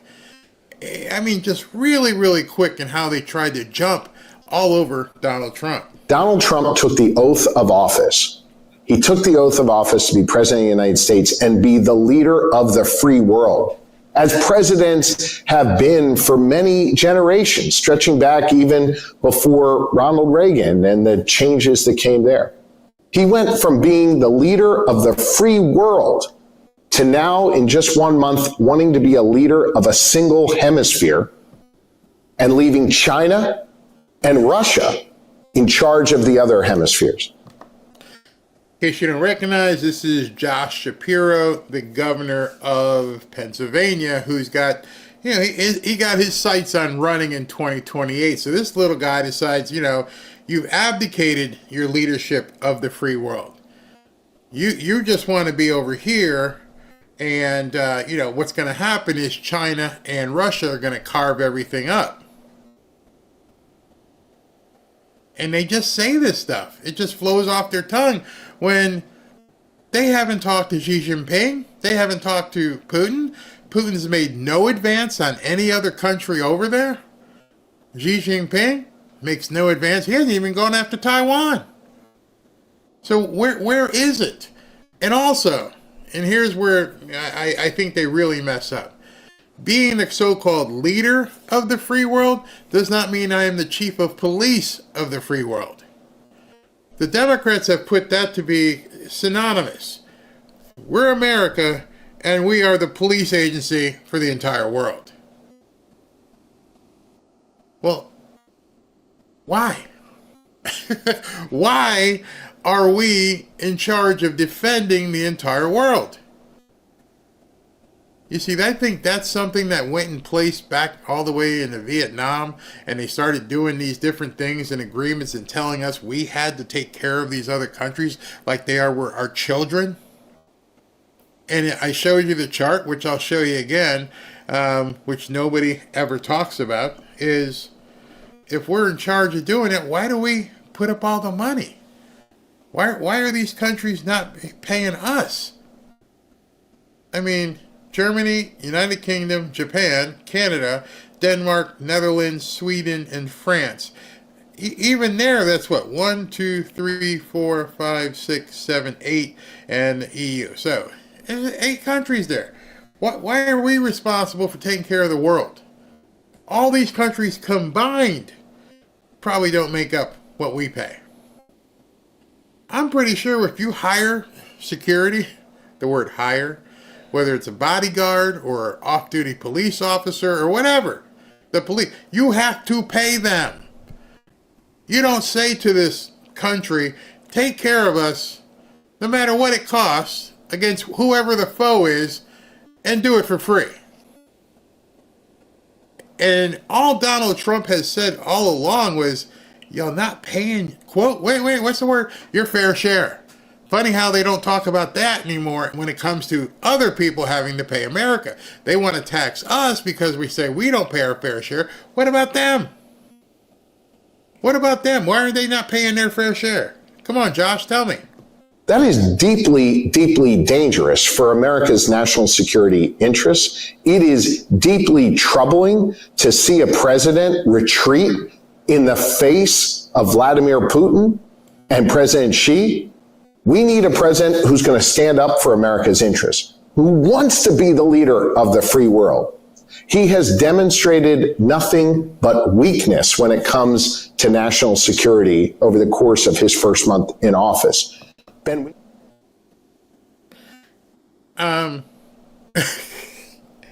he threw him out told him to go pound sand. He exhibited strength. He exhibited resolve. He told the American people, I am not going to let somebody poop all over the White House. And in turn, the American people. And by the way, it has nothing to do with our defense. These people, they just say what they want. There's nobody knocking on our door. There's nobody launching things, except the people you've let in the country. But you're telling us, or trying to tell us, that Donald Trump has weakened us. Well, I'm pretty sure the border is at its lowest point in like 25 years in terms of newcomers passing through. So he's pretty much shut that off. So where's the weakness, bro? We need to talk about this more. America's national security is at risk as a result of these decisions the president has made. Molly, let me go to Courtney. NBC News has... Which, again, he says that with no evidence, no substantiation. They just vomit out their mouths on television, and they make absolutely no sense. And for some reason, they have a good percentage of people who will nod accordingly and go, yeah, we're weak now. Can't you see? We are definitely weak. How? How are we weaker? Nobody asks. Now, what was funny is Trump was considered a bully, an ambusher, because he got mad the way Zelensky was treating him. Funny. Did the media say that when it happened with Biden?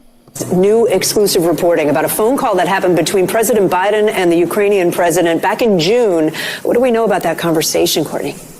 Yeah, that's right, Kate. So in this conversation, President Biden called President Zelensky to tell him about a roughly $1 billion package of additional equipment and weapons for the Ukrainian military coming from the United States. During the course of the call, President Zelensky continued, according to a number of officials who we spoke with who were familiar with the call, President Zelensky continued to talk about the additional equipment and weapons and support that he and his military needed. According to these officials, they said that President Biden finally just got frustrated and lost his temper and told President Zelensky, look, you could be a little bit more grateful. The reason that this story is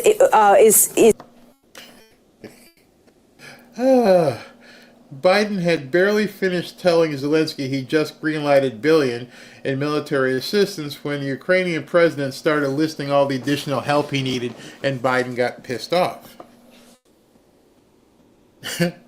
So he was ungrateful to Biden, and y'all made it a news item.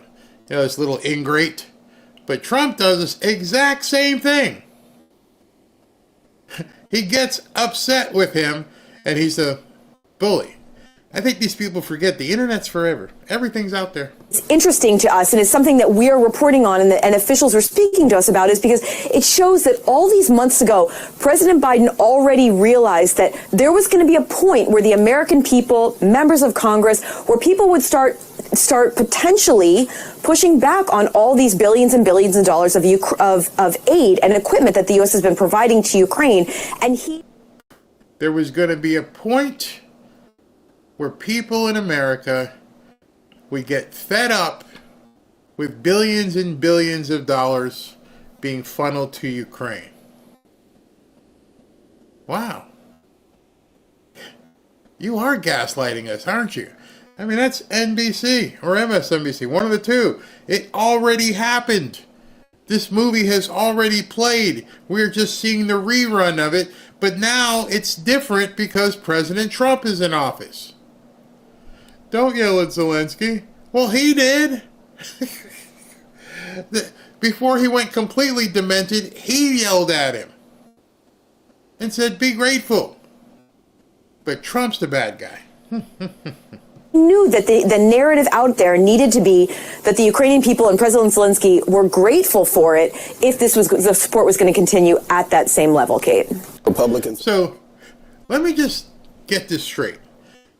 If you saw that piece I just showed you, and you didn't hear Biden's name, wouldn't you be thinking right now that was them talking about what happened in the White House a couple days ago? Wouldn't you be going, oh yeah, that pretty much nails it? You know, people are tired of billions and billions of dollars being shipped over there, and all you keep doing is saying, I need more, I need more, I need more. But they don't realize that that's already happened. But now, because it's Trump, it's shifted. I wonder how many of you guys had seen that before. I mean, seriously. They're going to say he did it in private. Well, not too private. It was all over the television. MSNBS, yeah, that's who they are. Trump's got the power now. He does. He's got the power. The kid on the front line, we all should be pissed about. The people of the UK want President Trump there. I believe that. I need to learn how to clip that. That's great. I want to share it. All right, yeah, clip it. Clip it, because I'm pretty sure they're trying to bury it. That's specifically what Biden did. And does it matter that it was in public or not? Well, you're about to hear why. But first, here I love what happens in this clip where this dude gets completely schooled. I mean, schooled hard. Pretty happy what happened. Let's not make sure we don't have the revisionist history. Donald Trump was responding to a reporter's question asking about whether or not, Putin. Donald Trump responded to that. He said, next question, one more question. J.D. Vance then piggybacked off of what Donald Trump was saying, and he was talking about the importance of diplomacy. And what he specifically was saying is that negotiating with one side, which is what the United States and Europe has done this entire time, not inviting Putin to the negotiating table. J.D. Vance was talking about that's how Donald Trump views diplomacy. It was Zelensky then who then turned to J.D. Vance and said, J.D., not Vice President Vance, J.D., to ask him a question. There wasn't a reason for him to ask J.D. Vance anything. I thought that Donald Trump and J.D. Vance did exactly what they needed to do in that moment, because he was surely disrespectful. Wow. It's almost like I told you that blacks, Hispanics, and of course many white people understand when someone does something like that and what a leader and how they should react, how a man would react. I'm telling you right now, you can mark it down. This is the sequel or trequel to the mugshot, getting shot in Butler, and now you got another one where this guy has come out looking in all three like a badass. And the wimps on television can't take it. Their fifi's hurt, and you got sore nipples and stuff because they cannot understand how a man reacts. And you just heard this guy.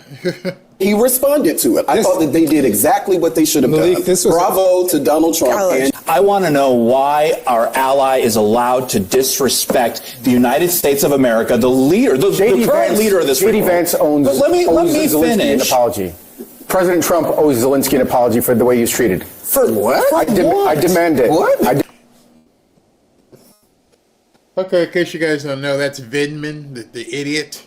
And he's demanding, like, who the hell are you, bro? You're demanding that J.D. Vance apologize. Demand that they do. You demand. Okay, UN resolution number 2. If you're going to go ahead and say preposterous things like Zelensky owes an apology for being attacked, I'm going to go ahead and say something outrageous. Actually, I'm going to go the price of you say that Ukraine wants peace. I think J.D. Vance should resign. How about that? We're just going to go through crazy stuff into there. You say Ukraine wants peace. Yeah. If Zelensky wanted peace, then he would have kept his mouth shut. He did until there were lies. What? Until there were lies. J.D. Vance didn't lie about anything. They were talking about diplomacy. That wasn't. That's not what he was said that today. That's not what he was responding to. No one said that. I hold the meeting. Vindman, I can't wait till, well, hopefully, Pam Bondi or Kash Patel open a can of whoop ass on Vindman and your brother. Everything you've done with Victoria Nuland.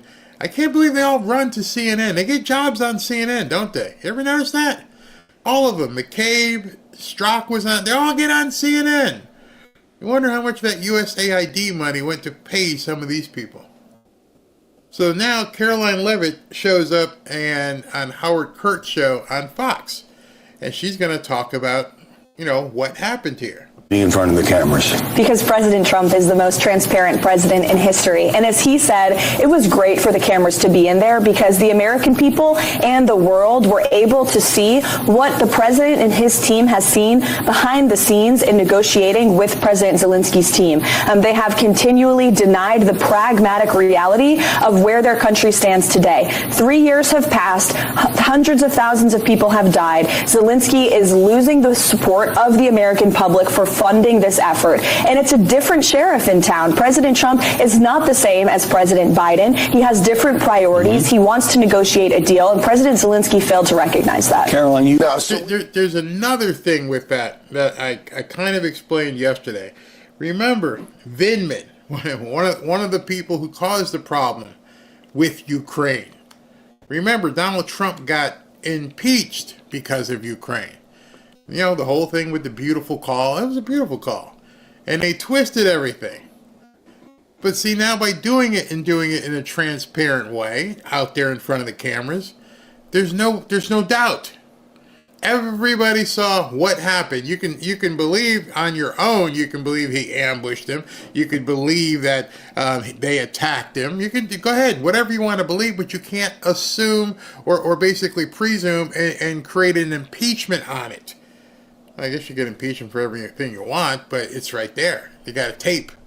There was nothing wrong with what he said. There was nothing wrong the first time, but they still impeached him because it was off screen and the text didn't look the same way.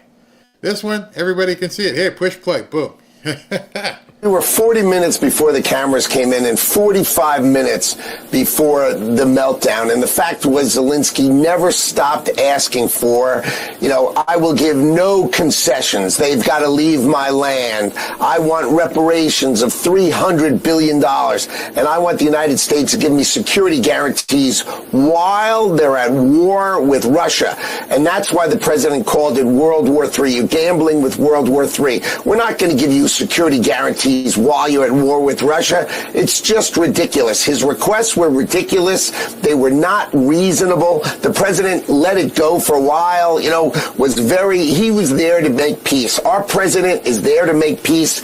As he said, end the death. And Zelensky was not there to make peace. He was there to strike some sort of make-believe bargain that he had in his mind. And eventually that just ran its course. And Donald Trump said, I can't take this nonsense anymore, and made it crystal clear he's the peacemaker, and if Zelensky's not interested in peace, then he should go home and think about it. And for almost 4 years, President Zelensky has come to the White House to grift off of Joe Biden and the Democrat administration. Those days are over. This is the Trump doctrine. This is a man who understands how to make deals. Trump wants peace. Zelensky wants to continue war. And we saw that yesterday. We've had the British Prime Minister come to the White House to try to make a deal. We've had Macron, the French Prime Minister, come to the White House to try to make a deal. Everybody in the world seems to understand Trump doctrine is real. It's here. It's now. Go make a deal. He's the only one that didn't get the memo. So he must be an idiot. We want peace around the world. We're going to have Nancy Mace back on, I think, Wednesday or Thursday. I forget what the calendar looks like. But she'll be back on next week. And we're going to be talking to her. And obviously, we have a lot to talk about because she's absolutely right. And one of the things she said in that little 30-second piece, which many of us, maybe you do, I didn't, is that all these countries that were coming to visit, Sturmer, Macron, they were all coming to strike a deal with President Trump. Who knows what the deals were, what they discussed, but they were all coming not just to kiss the ring, but to cut their deal.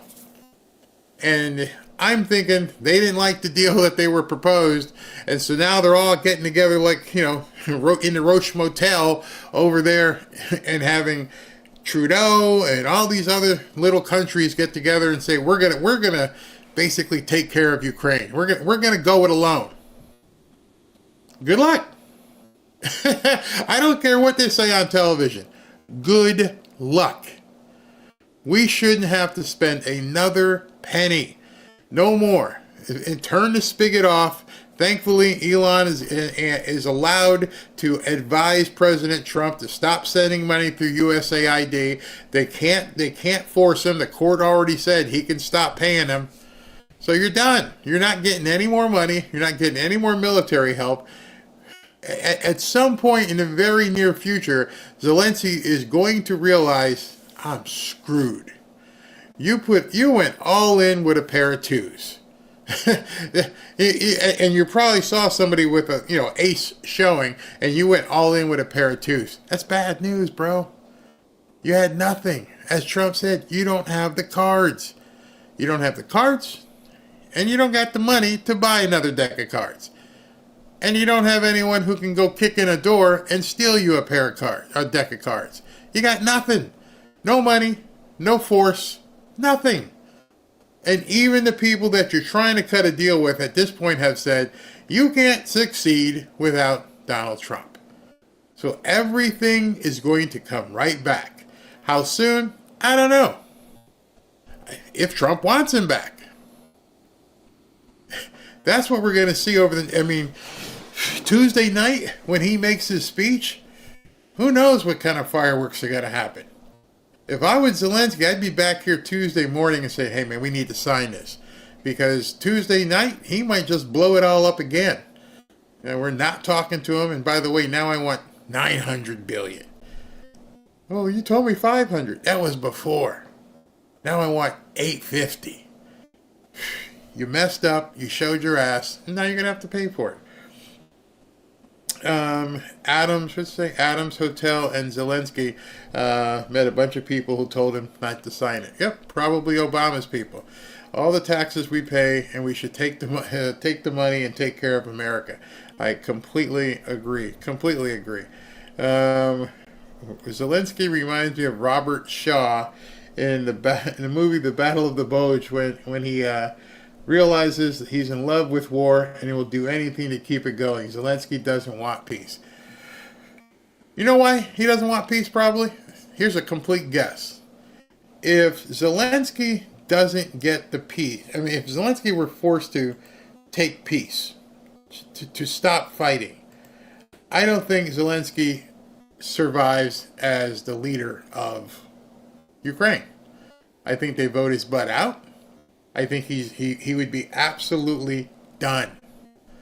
And I think the money that he's received and everything he's done has become quite intoxicating. And he's faced with the prospect of either getting voted out, and he probably would already be gone if it weren't for the fact that he stopped elections. So who knows? They may try him. They may try him and say, you did some dictatorial stuff and didn't have the right to do it. I'm absolutely crazy. All right, so let me go ahead and read you this real quick. Is this the one? Yeah, this one. Okay. This is for Patriot Addict. That's awesome. Patriot Addict is giving away Trump mystery boxes absolutely free. No hidden charges, no recurring fees. None of that BS. Just cover shipping starting only $13.99. Starting at $13.99. If you're interested, go ahead and scan the QR code right now or visit berrybox.com. Imagining unpacking things like Trump socks, Trump beanie hats, and who knows what else. I think I got my picture up there? No. But hurry, stocks are flying off the shelves, and we would not want you to miss it. Don't wait. Scan the QR code right over here, or go to berrybox.com to grab yours. Again, that's berrybox.com, or just scan the QR code right over here. I wanted to show you. I showed you guys yesterday. This is the Trump knife. It's amazing.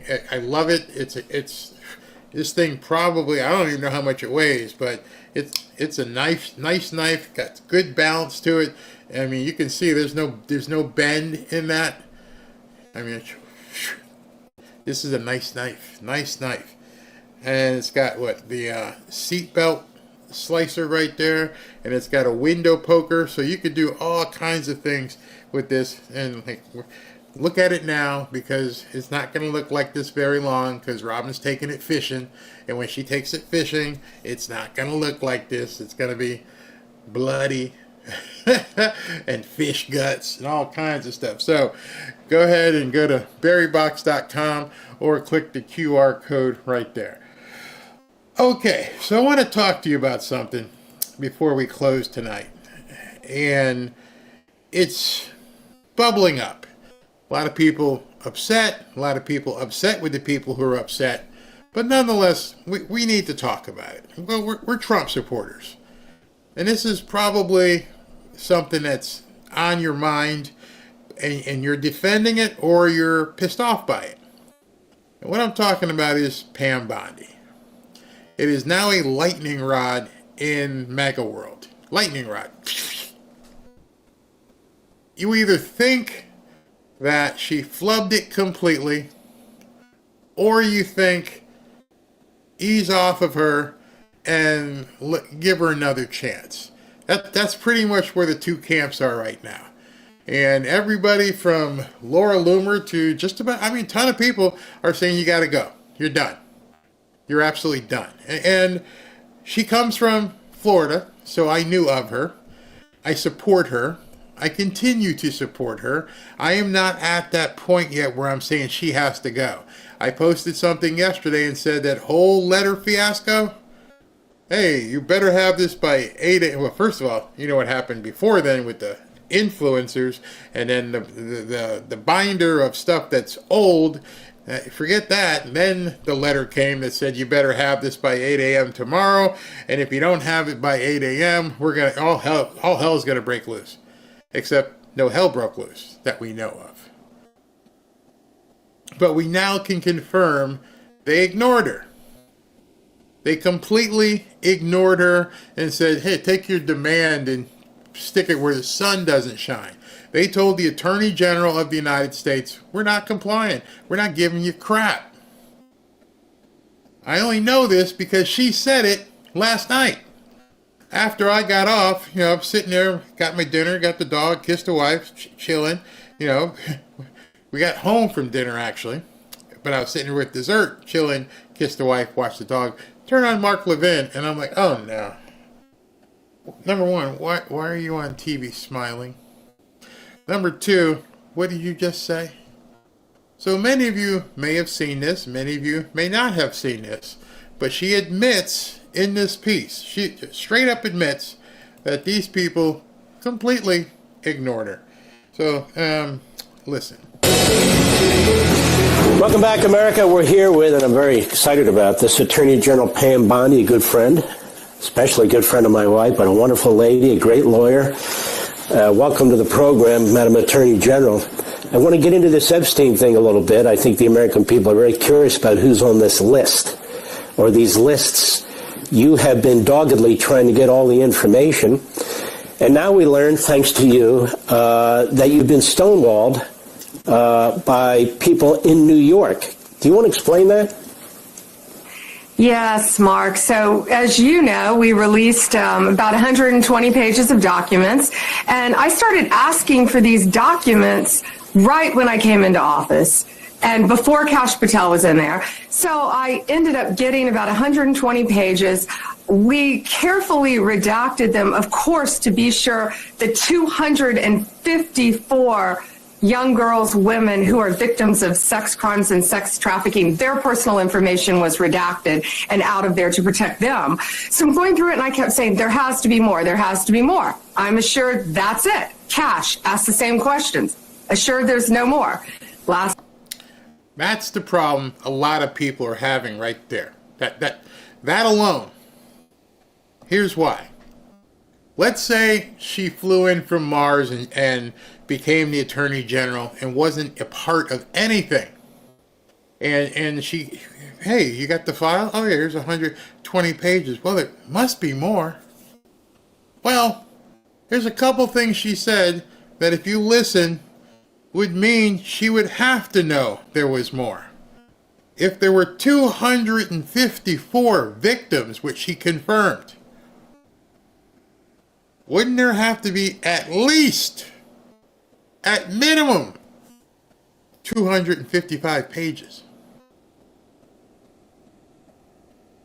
Susie Smith, here's my complaint, here's what I did, here's what happened, blah, blah, blah, and I signed my statement. If they had no other evidence to attach it, there would have at least been 255 pages.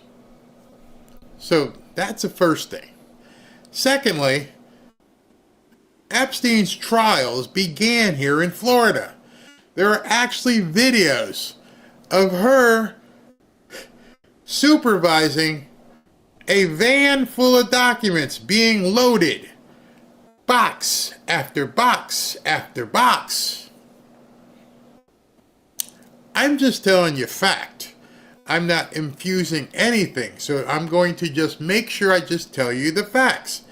She oversaw boxes and boxes and boxes in the back of a truck being loaded specifically for this case.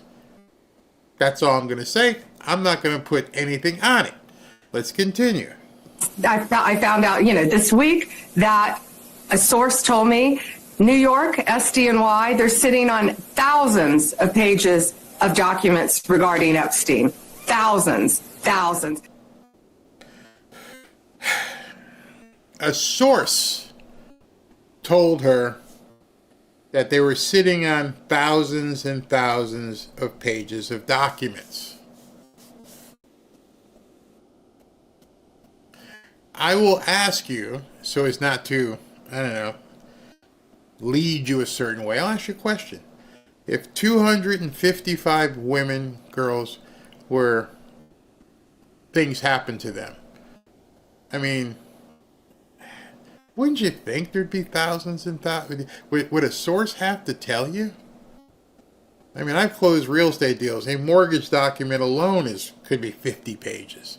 And then you add the survey, and then the promissory note, and then the deeds, bills from the city, and the closing file might be that big. And that's a legal transaction. You're telling me something happened to Susie Q. There was an arrest made. There were documents associated with that arrest. And then there was a plea done. And all those pages, you needed and I'm asking a question here. You needed a source to tell you that there was more than 120 pages. Okay? And of course, you've seen the very strong letter.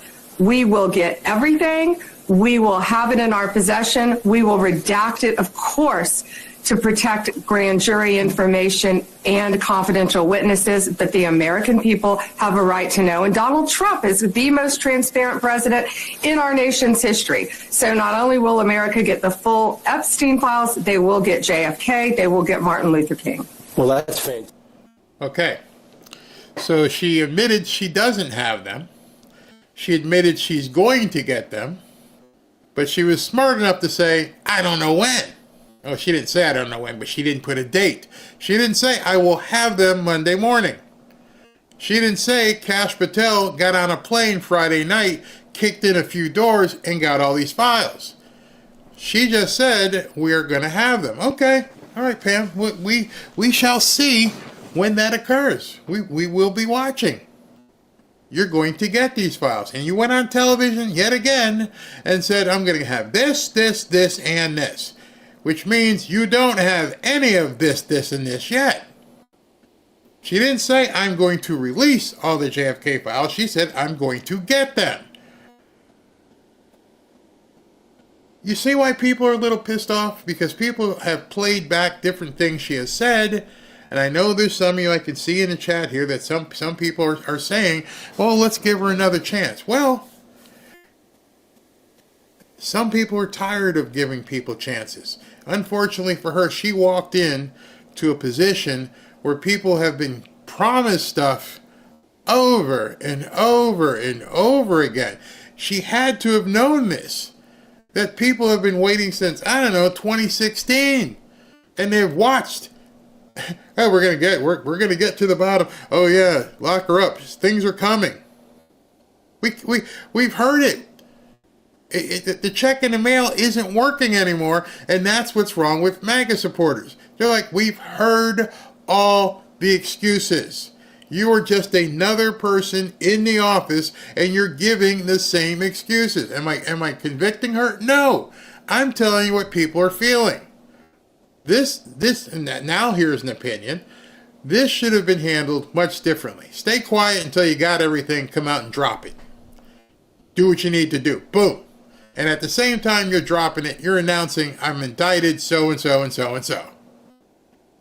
That's what the American people who voted for Trump were looking for. They didn't want to hear you go, I think I got it, I ain't got it, maybe I'll get it, maybe I'll get it next week. No.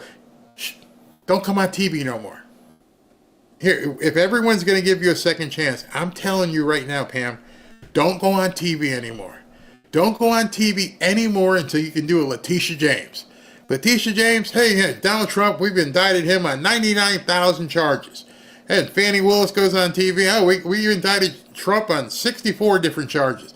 That's what people want to see. They want to hear, okay, who you got? Who is going to be in handcuffs that we can take their mugshot? The President of the United States just showed his mugshot. And you're telling me, you're telling Americans, you're telling MAGA, oh, we're nowhere near getting anybody's mugshot. That's why people are pissed off. That's why Laura Loomer and some of these people are going for her at this point. They got her in her sights because not really as much as what she's done, as much as it is people are tired of it. We're tired of the judges doing whatever they want to Trump. We're tired of it. We watched the man get shot. Nobody's even been arrested. We saw the dude on a cell phone. Nobody knows where the dude's phone is. We found out the guy that was crawling around in the bushes here in West Palm Beach was buddy-buddy with people in Ukraine. Nobody other than President Trump has gotten handcuffs. Well, he didn't get handcuffs. Nobody. And so people are like, now, okay, Pam Bondi and Cash Patel, Cash is coming. And it's the same old shit. Excuse my language. That's why people are pissed. It's unfortunate for her. It's unfortunate for Cash. The buildup was so high that there was no way to satisfy any MAGA supporter unless your first thing out of your mouth was, I've dropped these indictments on these people. And now you're telling everybody, well, I'm going to get documents. After you told them you had the documents. Nothing am I saying here is not factual. Many of you feel that way. Hey, listen, I'm tired of hearing it. It's coming. It's coming. It's coming. Nothing's coming. We've heard it for years and years. Some of us who read the 17th letter files and everything he used to say, nothing's happening. I know she's only been in office about a month. We all know that. That's why some people are like, chill, let it go. Because maybe you haven't followed what was going on in MAGA for years. You may be new to the MAGA party. There are some people who have been around since 2016, 2017, and have seen over and over and over and over how people just keep getting away with stuff. And it was Bill Barr, and then it was Jeff Sessions, or backwards, Jeff Sessions, then Bill Barr, and nothing ever happens. That's why people are upset. So if I were to give her any advice, I would say just disappear. You and Cash go do your work. I don't care if it takes 2 months. Zip it, don't say anything, and then drop it all. But if you come out here in a day or two and you give us stale milk again, I'm telling you right now, if you come out and say, hey, I got another drop for you, it's another 1,000 pages, and people are like, we've seen all this shit. This is stale milk. You do that again, they're going to come for your head. I'm just telling you. And those of you who've been around, you know. I know people are like, let's give her another thought. I trust Trump. Yeah. If you come out again in a couple days and say, they still didn't give it to me, and your butt you didn't take your blonde butt up to New York and kick in some doors with a strike team, you're going to have hell to pay. I'm just telling you. You guys can tell me if I'm wrong. If you go past like Thursday and still don't, what's going on? Oh, they still haven't complied. What? Fantastic, but I assume the Southern District of New York is, or has been, holding on to this information for a reason. That is, they don't like the names on the list. And of course, we know New York is a hotbed of the Democrat Party, and that includes in legal circles. Do you think that's part of the issue here, that they're trying to protect a lot of names and individuals? You know, Mark, I have not reviewed the information yet. And as a lawyer, as a prosecutor,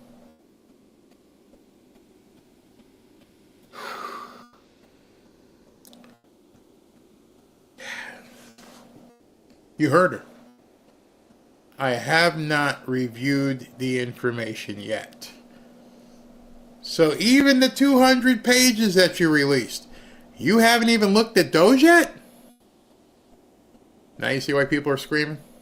Wait a second. I know you're new here. I know you just got the job, but there's this 200-page file that you handed out to the world. You haven't reviewed that either? prosecutor, I want to review everything before I make a firm conclusion, but I think it's very interesting that they withheld that from us. And I will find out who withheld it, and they will not be working for us anymore. So once... All right, there's another one for you. There's another one for you. Why people are upset. Don't give me a hard time. I'm just laying out facts for you. People are upset because she's going to find out who did this, and they're going to be fired. I'm looking at the things here. So she's going to fire the people who broke the law. She's going to fire them. That sentence should have been, we're going to fire them, and then we're going to put them in jail. You told the Attorney General and the Director of the FBI, you gave them both the double barrel salute, told them to screw off, you still haven't complied, and the worst that's going to happen to them is they're going to get fired. You okay with that? I'm just asking. Again, I'm just putting it out there for you to answer the question. Are you okay that these people who are covering up for the arguably the biggest abuser in history, basically Jack the Ripper personified, they're hiding names, they're ignoring the Director of the FBI, they're giving a middle finger to the Attorney General, and the only thing that's going to happen to them is they're going to lose their job, maybe before they sue you and make you keep them. That's the remedy. Again, her words, not mine. Yeah, don't get mad at me. Just coming out with facts. I haven't said one time that she needs to go. I'm just telling you what people are saying. All that's gathered. You're just going to put it out in the public with the obvious necessary redactions. Wait. See what I'm saying? See what I'm saying? Your facts are wrong. She reviewed what went out. She's a lawyer. She works within the law. She didn't say that. Come on, people. Seriously. I do this and I stop it so you can actually hear what somebody says. I have not reviewed it yet. Those were her words. I didn't make that up. I'm not wrong. That's what came out of her mouth.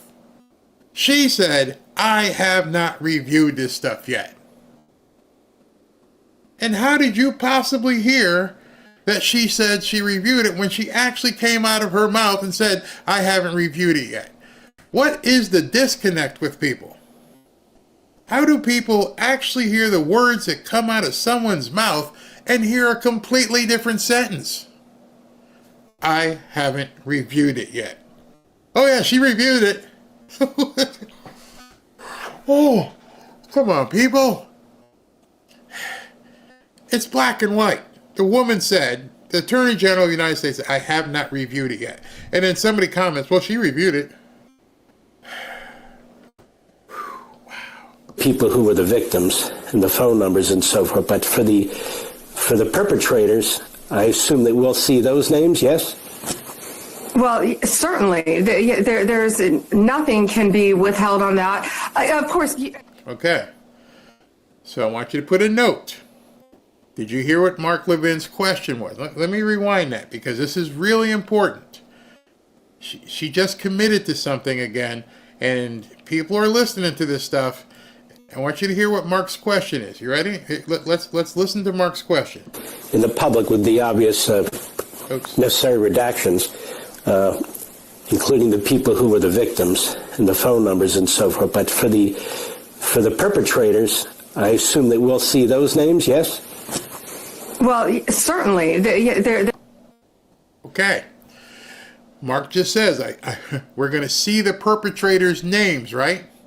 What was their answer? You guys all heard it. Certainly. I didn't make it up. Not me putting out any wrong facts. She said, certainly. There's nothing can be withheld on that. Of course, as you know, grand jury information, anything confidential will be withheld under the law. And we're going to do everything in our power to protect the victims so they're not further victimized also. Let me ask you a question kind of in this vein, and it may be too early to know because you just got to the Department of Justice. This guy, Jack Smith, his team of lawyers and so forth and so on, do we know yet, and I happen to know that is a big damn department with a lot of people, and so it just takes time to figure things out, but do we happen to know yet whether they comply?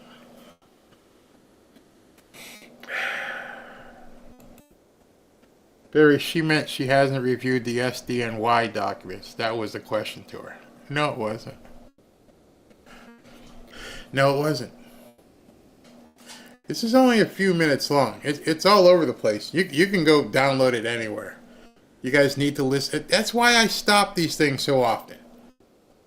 That's specifically why I play things the way I do, because people, they might be playing on their phone or just casually listening, and they're not hearing specifically what people say. I mean, people are going to believe what they want to believe. This is a hot potato item, as you can see. There are a lot of people all jacked up about this on both sides of the question here. And that's fine. There's no reason that anybody, and you guys can't have, that is opposing in terms of opinion, because there are opposing opinions. The problem that we seem to be having as MAGA supporters is that we want results and we want it now. I will back up Pam Bondi 100% and say that she didn't realize she was walking into this much of a hornet's nest. Maybe people didn't tell her and say, these people ain't going to give it up. They're not going to show you anything. Maybe she got bad advice. And of course, that would be the reason to say, let's see what she does next. Okay. I, as a MAGA supporter, will say, prior to March 2nd, let's let everything go. Everything. No more opinions. Let's start fresh, Pam. That didn't happen with the influencers. It didn't happen with the old files. The old files, somebody said here, well, she had to review them. No, she didn't. They were old files already. We've all seen them. And that's how I know there's a lot of new people watching these videos. We've seen these. I'm sure people are telling you, I've seen that file 5 years ago, 6 years ago. Those were old files. Some of them were from like 2019, 2018. We've seen it. So no, she didn't review them. They were already redacted. Trust me. We've been going through this for quite some time. So, but here's what we need to do moving forward, and I will challenge each of you to do the same. Let's forget what's happened. Let's say she just started working on it today. When do you want to see real files, substantive files, names? When do you expect to see it? Because right now she's going to have to reset expectations. People, as you can see in the chat, people are pissed. They're pissed at people who've given up, and they're pissed at people who are not seeing the light. So, shake hands with everybody in the chat. High five. Okay, guys. USA. What's the expectation moving forward? Because whatever that expectation is moving forward, if that expectation isn't met, all hell is going to break loose. even from many of you who are saying, let's give her another chance. It's not about giving her another chance. She's a flipping attorney general. She doesn't need you to have another chance. She's got to do her job. So the question, I'd love to see in the chat, what's your expectation this week? How about that? How about you start talking in the chat? Forget what happened. What would you expect to see? Your expectations. What do you expect to see this week? Let's say, I don't know, by Friday. What is it that she needs to do to make people understand she's on it? Because that's the only question that remains at this point. Mark Levin, he asked her, are we going to see it? We're going to, yes, certainly. Okay. He didn't follow up when do people can they expect it? And here's the biggest problem. And he asked her a very direct question. He said, are we going to see names? And she said, certainly. That's going to be a huge problem. Well, Barry, why would that be a huge problem? Since she hasn't seen the files that SDNY are keeping from her, she doesn't know what's in those files. Who knows if these people haven't been shredding and burning and doing all kinds of things. But she just committed on national television, certainly you're going to see the names. And we have no idea, and she has no idea if the names are still even there. That's why I personally, my opinion is, get off of television. Don't go on television anymore. Find out what's in these things. Then do a press conference. So I'd love to see what you guys think, because I want to see her butt in New York confronting the SDNY. Yeah. At least get the files, be harder on them if they don't comply. Yeah, you want to see some action. Please remember she has a lot more going on. You know she's got a big staff, right? I don't expect her to be pouring through these documents. You know there's Kash Patel and his staff as well. So that doesn't even float the boat there. I don't expect anything from her. Wow. I've been disappointed by others just like her for too long. Ooh, boy. We'll never see anything we haven't already seen. Okay, here's somebody who loves to put people's words in people's mouth. Barry, you're calling her a liar when she said she didn't review what she put out Monday. That's not what she said. You need to play it back. Your context is wrong.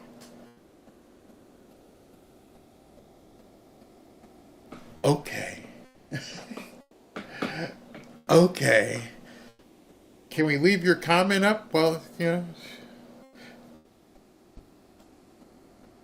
let's see, shall we? Let me rewind it back to here. Let me see if I can find it. Thousands. And of course, you've seen the very strong letter. We will get everything. We will have it in our possession. We will redact it, of course, to protect grand jury information and confidential witnesses, but the American people have a right to know. And Donald Trump is the most transparent president in our nation's history. So not only will America get the full Epstein files, they will get JFK, they will get Martin Luther King. Well, that's fantastic, but I assume the Southern District of New York is, or has been, holding on to this information for a reason. That is, they don't like the names on the list. And, of course, we know New York is a hotbed of the Democrat Party, and that includes in legal circles. Do you think that's part of the issue here, that they're trying to protect a lot of names and individuals? You know, Mark, I have not reviewed the information yet. And as a lawyer, as a prosecutor, I want to review everything before I make a firm conclusion. But I think it's very... Barry, you're calling her a liar when she said she didn't review what she put out Monday.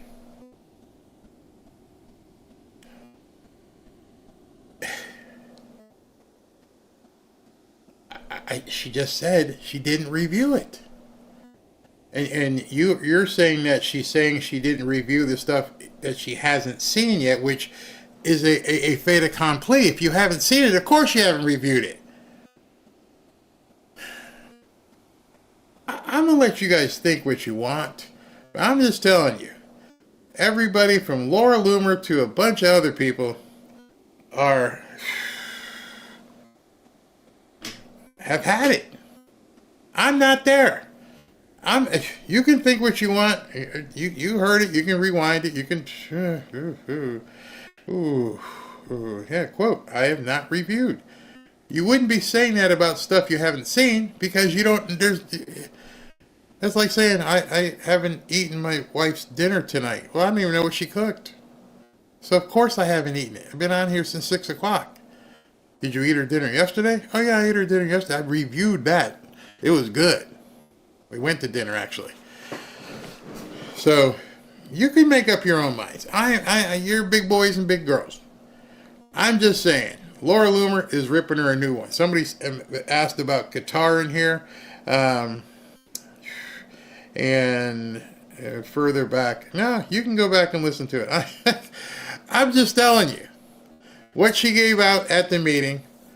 And if you want to go back to see Jesse Waters, maybe that's what you need to look at. Look at the Jesse Waters thing where she said she didn't review that either. I mean, whatever. God, this is like watching a Biden rerun. No, I'm not. Hold on. Here we go again, Tom. I'm not saying that I put any credence into what Laura Loomer is saying, and I'm not using her as an example to say that, who's right or wrong. I'm saying a lot of people. Laura's got, I don't know, 1 million people, and if you go on her thread, there's a whole lot of people who are coming for her head. That's what I mean. Numbers. Actual numbers. That's what I mean. Does Laura's opinion mean more than yours? No, not at all. But what I'm telling you is there is a divide happening. As you can see in these chats right here. It's starting to go like this. I'm not the person who's saying she's right or wrong.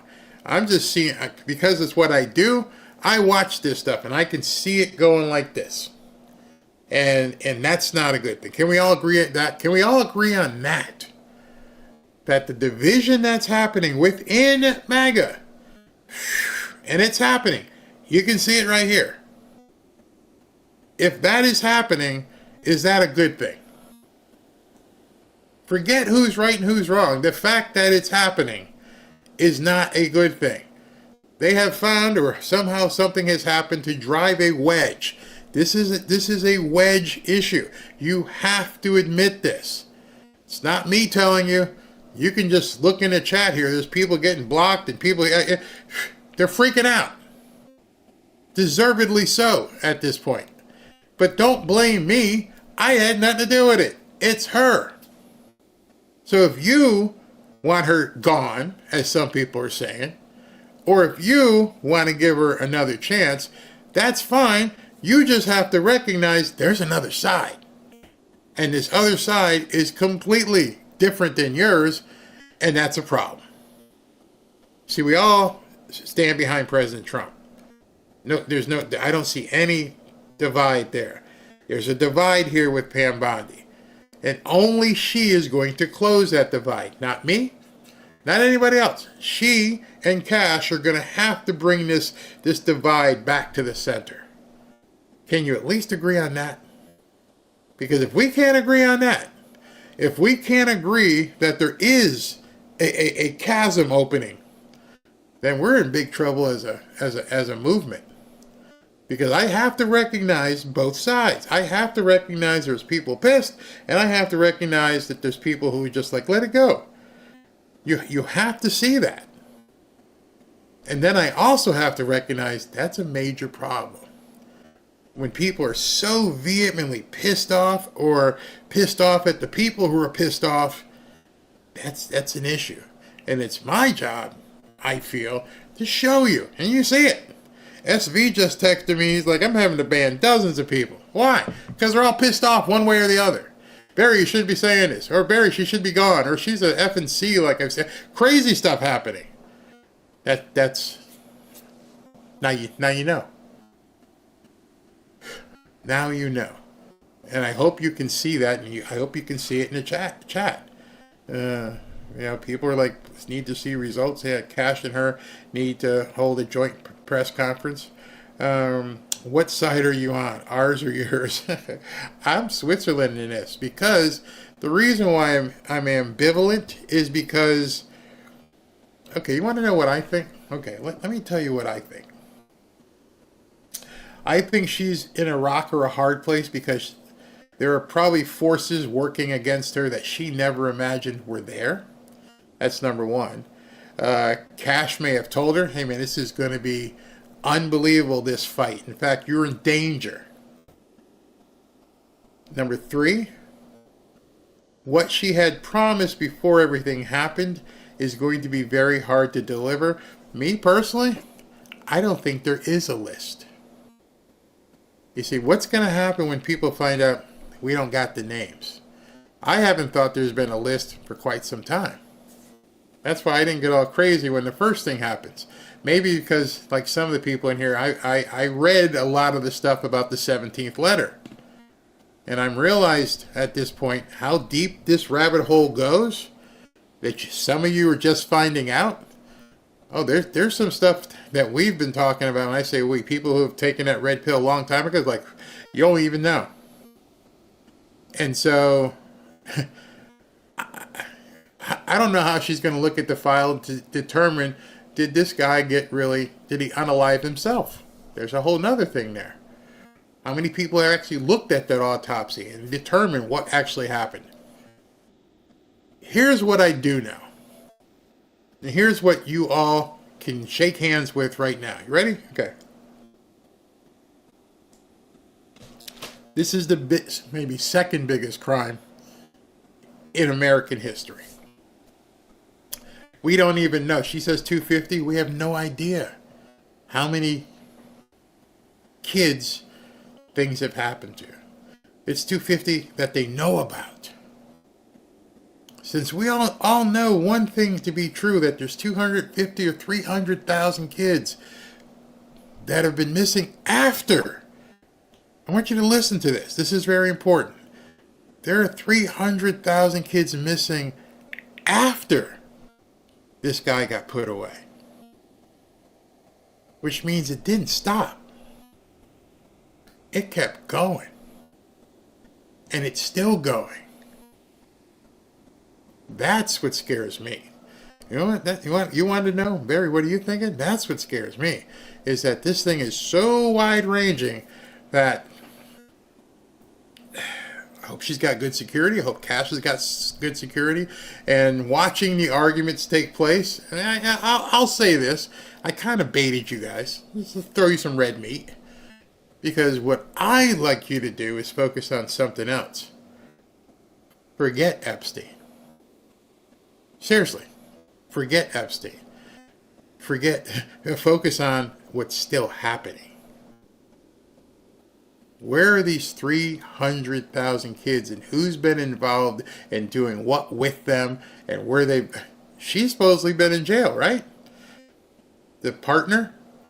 So if the partner's in jail and the other one's dead, that we know of, who's doing all this? Have you guys thought about that? Have you thought that she walked into the office and went, oh my God, what do we do? Okay, we're talking about Epstein and JFK and RFK. I'm like, let's put that aside. What is all this? Where are these 300,000 kids? What's going on with these kids? How do we even get to the bottom of this? Remember, he's dead, she's in jail. And there's some names, hopefully, maybe, who knows. But what about the people who are still active? How do we stop them?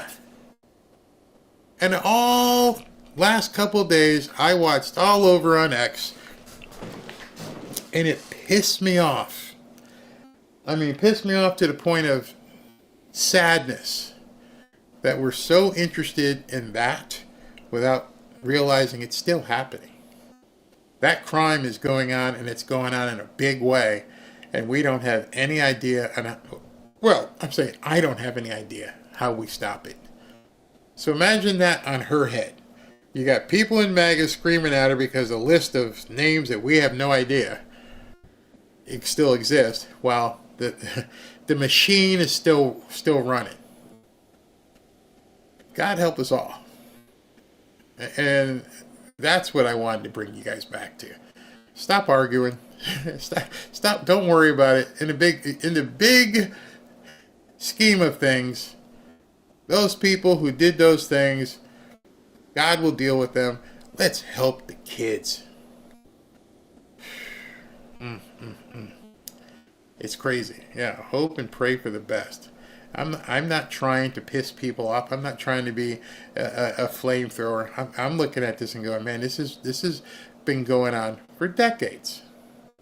And somehow it ramped up big time with the border, and there's 300, maybe 500,000 kids that we have no idea where they are, or what they're doing, or what they're being subject to. That, to me, is a bigger deal, because there's, hopefully, many of them are still alive. Have you thought about that? Have you thought about that over the last couple of days when all this stuff was going crazy? Did you take your focus off the ball and look at the Epstein list? Oh my God, the list, Twitter, the list, Epstein list, Epstein files.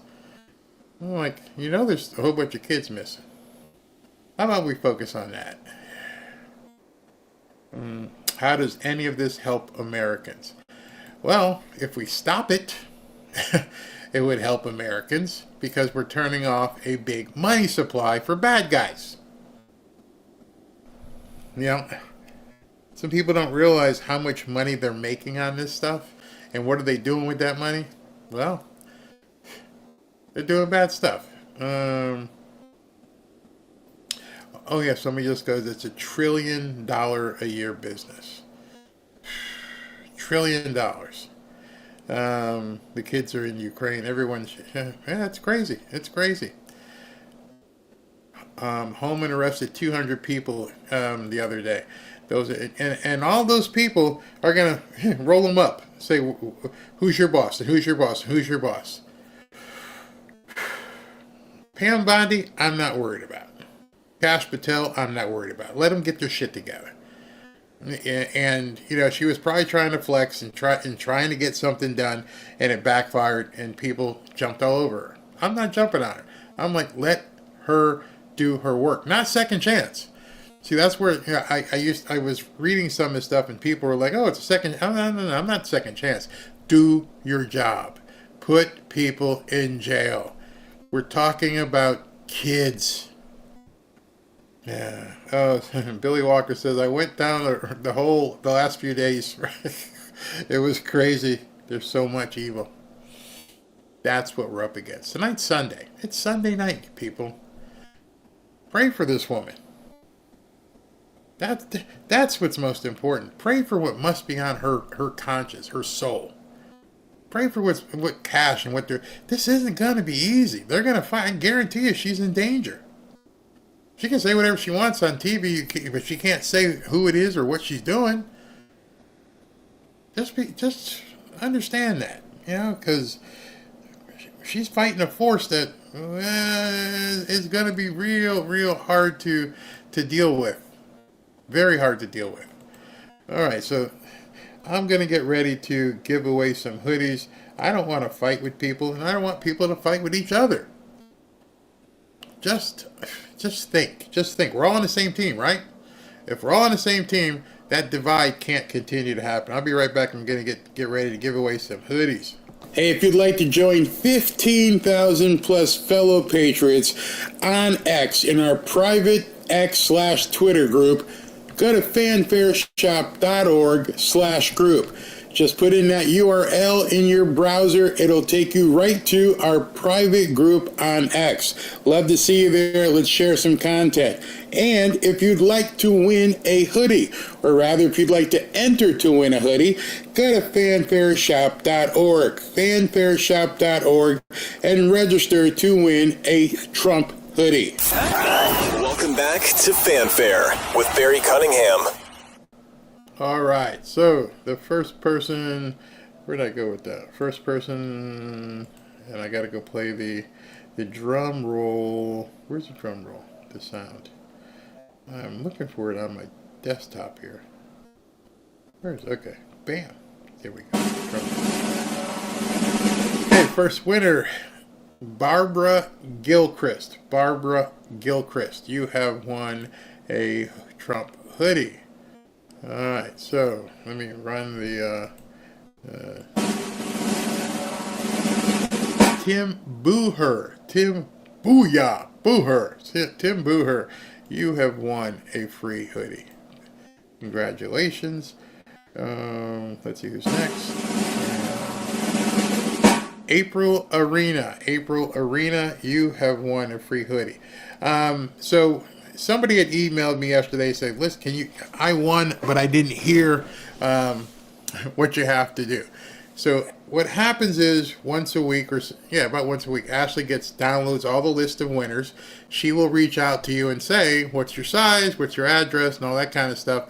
And she could match it with what was on the form.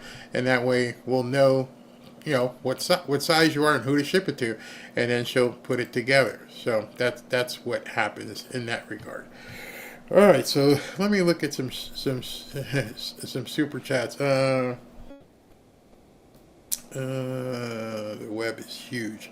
Let's go on here. Yeah, it's Sunday, man. Just pray. Just pray. Just enjoy life and just think about what these people are having to go through. It's crazy. It's absolutely crazy. All right, so did this work? Yep, this worked. And remember, we tomorrow, of course, we'll be doing 2 shows, and then come Tuesday we've got the big State of the Union / address to Congress deal, so we'll be talking about that. All right. Oops, what did I just do? I clicked the wrong button. Where am I? Okay. Here we go. All right. Deanne Hobbs, can all of them together beat USA? You talk about all those countries. Nope. They got nothing. Beverly Litton, wonder how many Lamborghinis and mansions Zelensky has. Yeah, good question.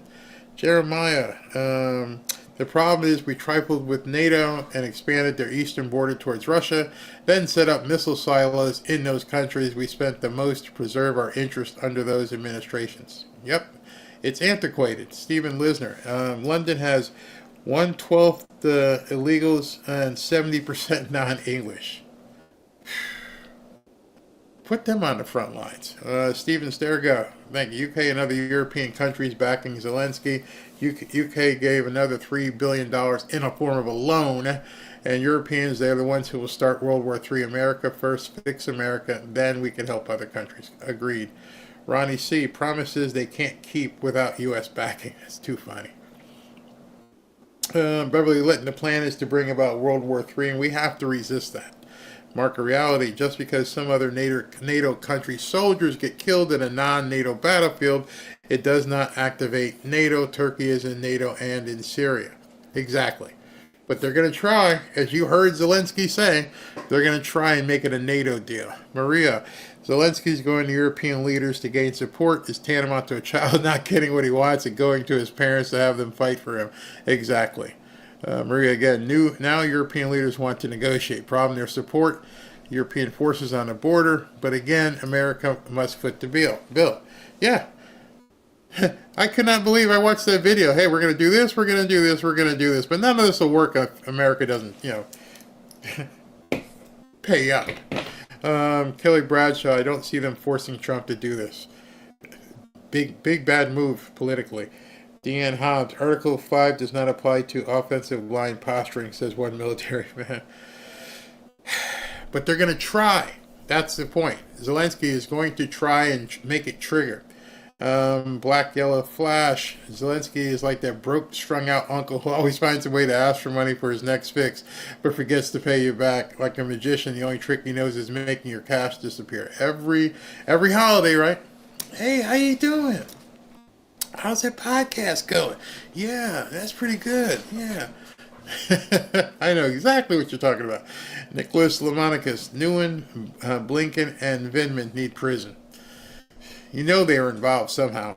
Maria, the British Prime Minister, must think Americans are idiots. FYI, we most definitely are not. We are intelligent and think for ourselves, unlike most citizens of socialist governments. Well said. Sean Z. Zelensky reminds me of Cousin Eddie from National Lampoon's Christmas. Big chap. And poof, the Epstein list is forgotten. Wow. Let's go hog wild. If we do go to war, make sure Red Dyer have a draft like we had in Vietnam, a lottery that way left-wing nuts have to go fight. I could be down for that. Stephen Sturgill, the UK Prime Minister, is an evil man. He wants World War III. UK Prime Minister knows America's in NATO. We need to remove ourselves from NATO.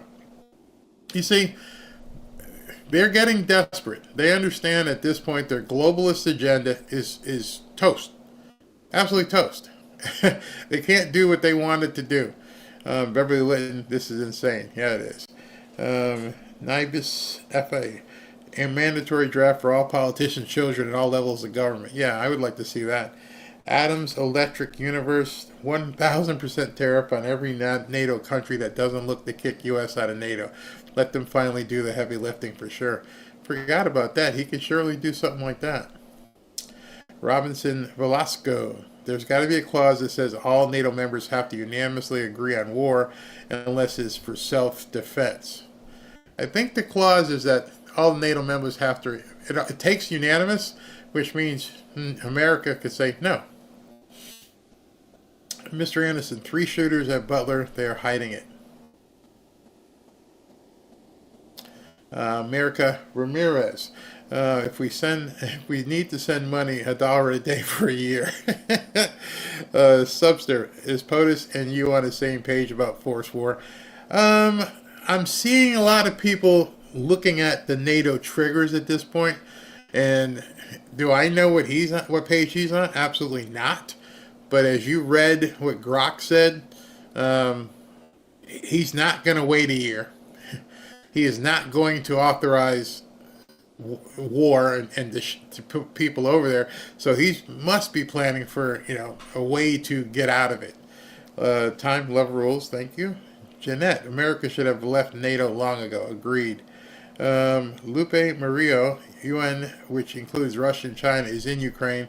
They were asked to come in by EU. What if we got together with Russia in a mineral treaty right now before all this starts? Heads would explode. Nori Cat, NATO to fight a phony war just like 1939. Really. Jim E, make Guantanamo great again, for sure. Maria, thank you very much. U.S. troops in the Ukraine is losing war. Oh, hell no, I've been there, done that. This is the bullet we dodged with the Harris presidency.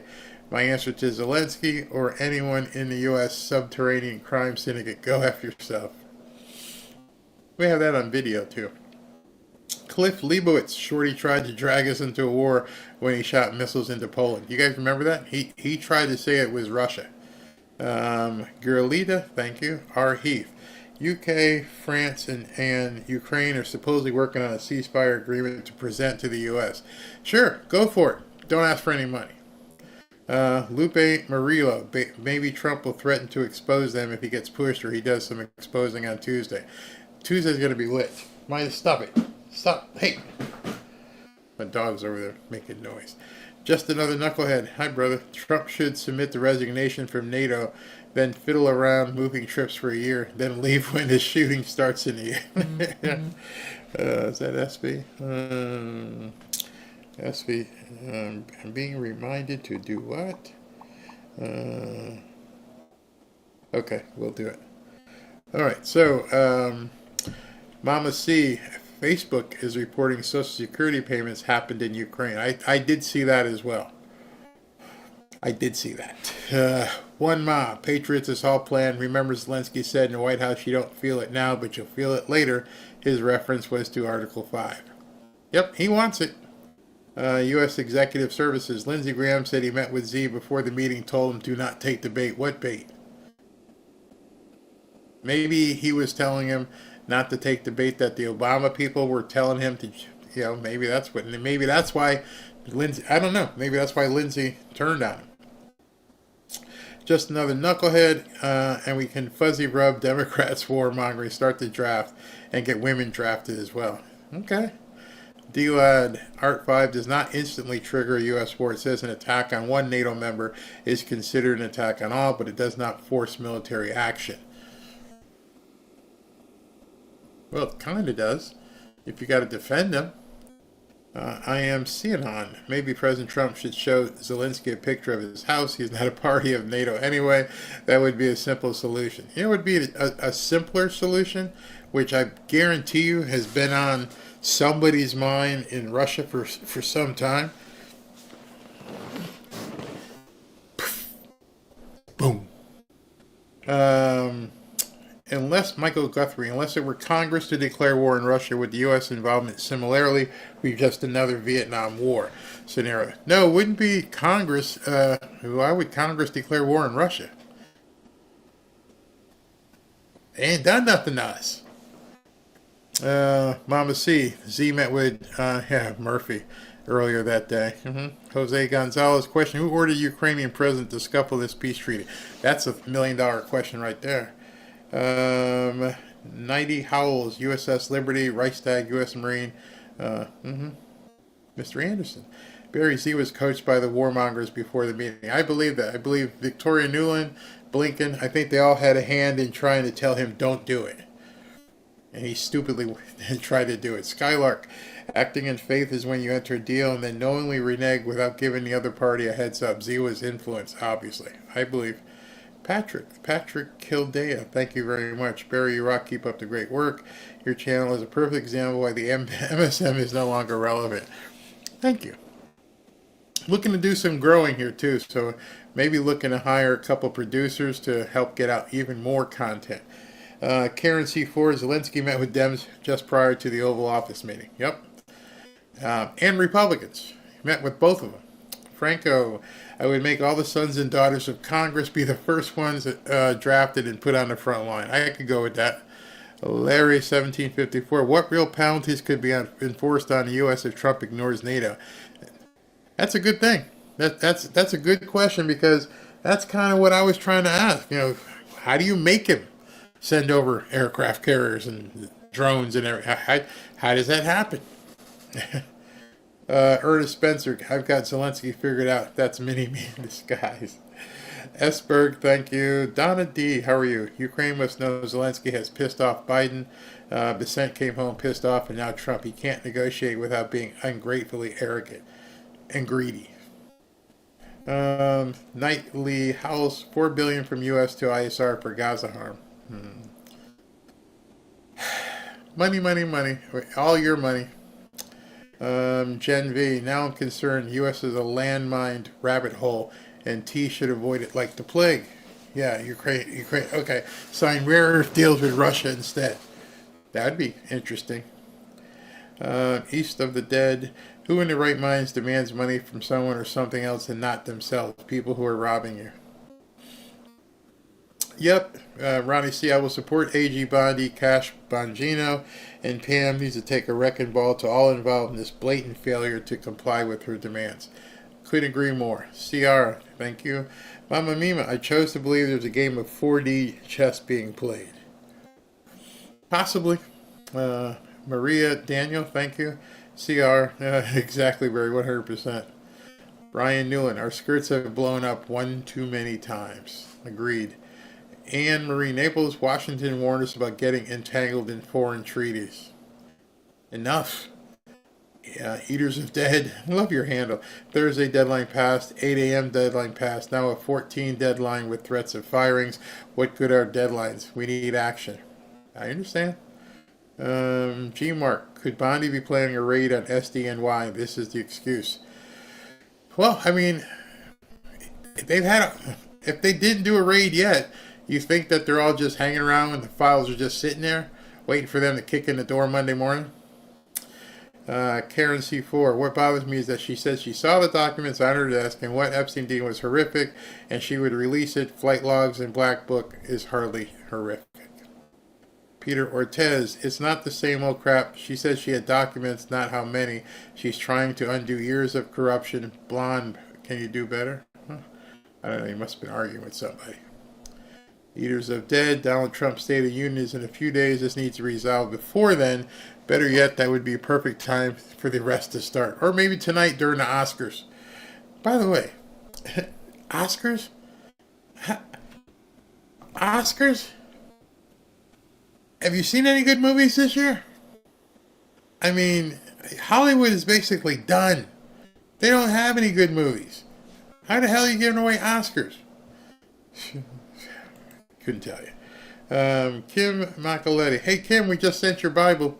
Bonnie's a liar, support Trump. I am MAGA, however, she's not the one. I'm so disappointed. Appreciate you, Barry. Thank you, Kim. Maria, reaching the globalist one world government goal rests on the economic collapse of America. That's the only way it happens. Mel Porter, lock him up. Karen C4, it is what it is. A major ball drop. She should have held off until she had everything. I agree. Peter Ortez, she reviewed the batch that went out. How else would she redact the info? So, Peter, you are new to the game. Just to let you know, what she put out there was previously put out years ago, and it's been on the site for years, and many of us have seen all that. That was redacted a long time ago. James Volder, thank you. Eaters of Dead, every minute that passes, a minute wasted. Agreed. James Volder, she's not being transparent. She's afraid of being unalive. Somebody got to her. I don't know. Mama Mima, Trump not commented on this. Nope, not a word. Not a word from Trump. That's interesting. Shanta Hanisa, Barry, the evidence has been destroyed long ago. Hate to disappoint everyone. That's what I'm thinking. Jim Wright, Bondi should have said SDNY FBI refused to comply and provide the files. The individuals responsible will be identified and held accountable, fired, charged, prosecuted to the full extent of the law. Exactly. Yorkie Mom, remember Dan Bongino won't be in office till March 17th. He'll be very helpful. Jeremiah Carey, the only thing we can trust at this point is our 1099. We pay them. Jennifer Seidel, maybe she should release as redacted. She should be in New York City tomorrow. Heads need to roll. F, a strongly worded letter. Gen V, we need to see consequences for FBI refusal to turn over documents by Monday. We need to see the names by Wednesday, Thursday at the latest, if they're there. Zaylee Harris, Pam sounds and looks nervous. Why? Been threatened? Possibly. Possibly. Internally as well. Lupe Murillo, Zelensky just said he will not do a ceasefire. He says he has all of EU, Turkey, Canada. Now he just needs guarantees from U.S. waiting to hear from Trump. That's a long wait. That ain't happening. That ain't happening. Jeff 26, Loomer was on Benny Johnson today. If I recall, Loomer has now said it's now all on Pam's desk. I will also have to go back and watch. Okay. Sandra J.G. Thompson, beware of fighting the monsters lest you become one yourself. Barry doing a great job. Remember, we are watching good versus evil. Absolutely. Absolutely. Brian Newland reminds me of Ozzy. See you on the other side. Peter Ortez, be patient. Karen C4, I think the big problem is people want instant gratification. Some things just take time, even in the best of circumstances. I don't think people are looking for instant gratification because they wanted the gratification 7 and 8 years ago. Eaters of Dead, Bonnie made it worse by playing the media who was in her side. That was all Pam. Mr. Anderson, Groundhog's Day, rinse, repeat, Sidney Powell. Ooh, the Kraken? I remember that. Beverly Litton, who's the person from the FBI that's blocking this? No names yet. We don't even know. That should have been dropped. Who is it in New York that's causing the problem? Neo, I pray God helps Bonnie and Cash with all this evil. Agreed. Let me go back here. Okay. Mr. Anderson, stock exchange involved money laundering with the island. A lot of people probably would have a problem. Random car, thank you. Shanta again. The kids are being slaves, experiments, sacrifice, eating. Yes, most of them won't survive. Think about it. Open your mind. Very evil. Born on the 4th, Abe Lincoln said a house divided cannot stand, and you're absolutely right. How Granny sees peaceful haven. The expectation is that everything will be revealed in God's time, not before, and all of those folks with Trump were appointed by God. Are you better than God? Nope. Step back, sit down, and be patient. Beverly Lit, you think Trump Jr. is on the list? I am going to emphatically say that no one in Trump's orbit is on any list. Why would I say that? Because if Trump's or anyone in Trump's orbit was on that list, they would have released it a long time ago. They would have tried to take out his candidacy. Nope. Dennis Pope, now I see how easy it is for Dems to divide us. Bingo. Bingo. Buf. Glad we can agree on disagreeing and still stay strong together. Learn from one another. Absolutely. John Pryor, they may find they can't do anything without the Trump organization. Vlad may not cooperate. Okay, where am I? Kenneth Vincent, find the kids now and it will lead to other people. Yeah, well, that's what I feel. Namadou, thank you. Velta, thank you. Been hearing it all has to do with Wall Street. I've heard that too, but haven't seen much evidence. In Intrigue Tech, 2 movies, Working Man and A Passion Resurrection. Did that come out yet? You talking about the new Mel Gibson movie? Did that come out? I didn't know it came out. I gotta see that. All right, everybody. I'll see you tomorrow. About to play the after party, and yes, I will turn off slow mode so you guys can all see it. Thanks for tuning in. Stick together. Put your hand on someone's shoulder and say it's gonna be okay, because they need it right now. Everybody needs it. Talk to you tomorrow.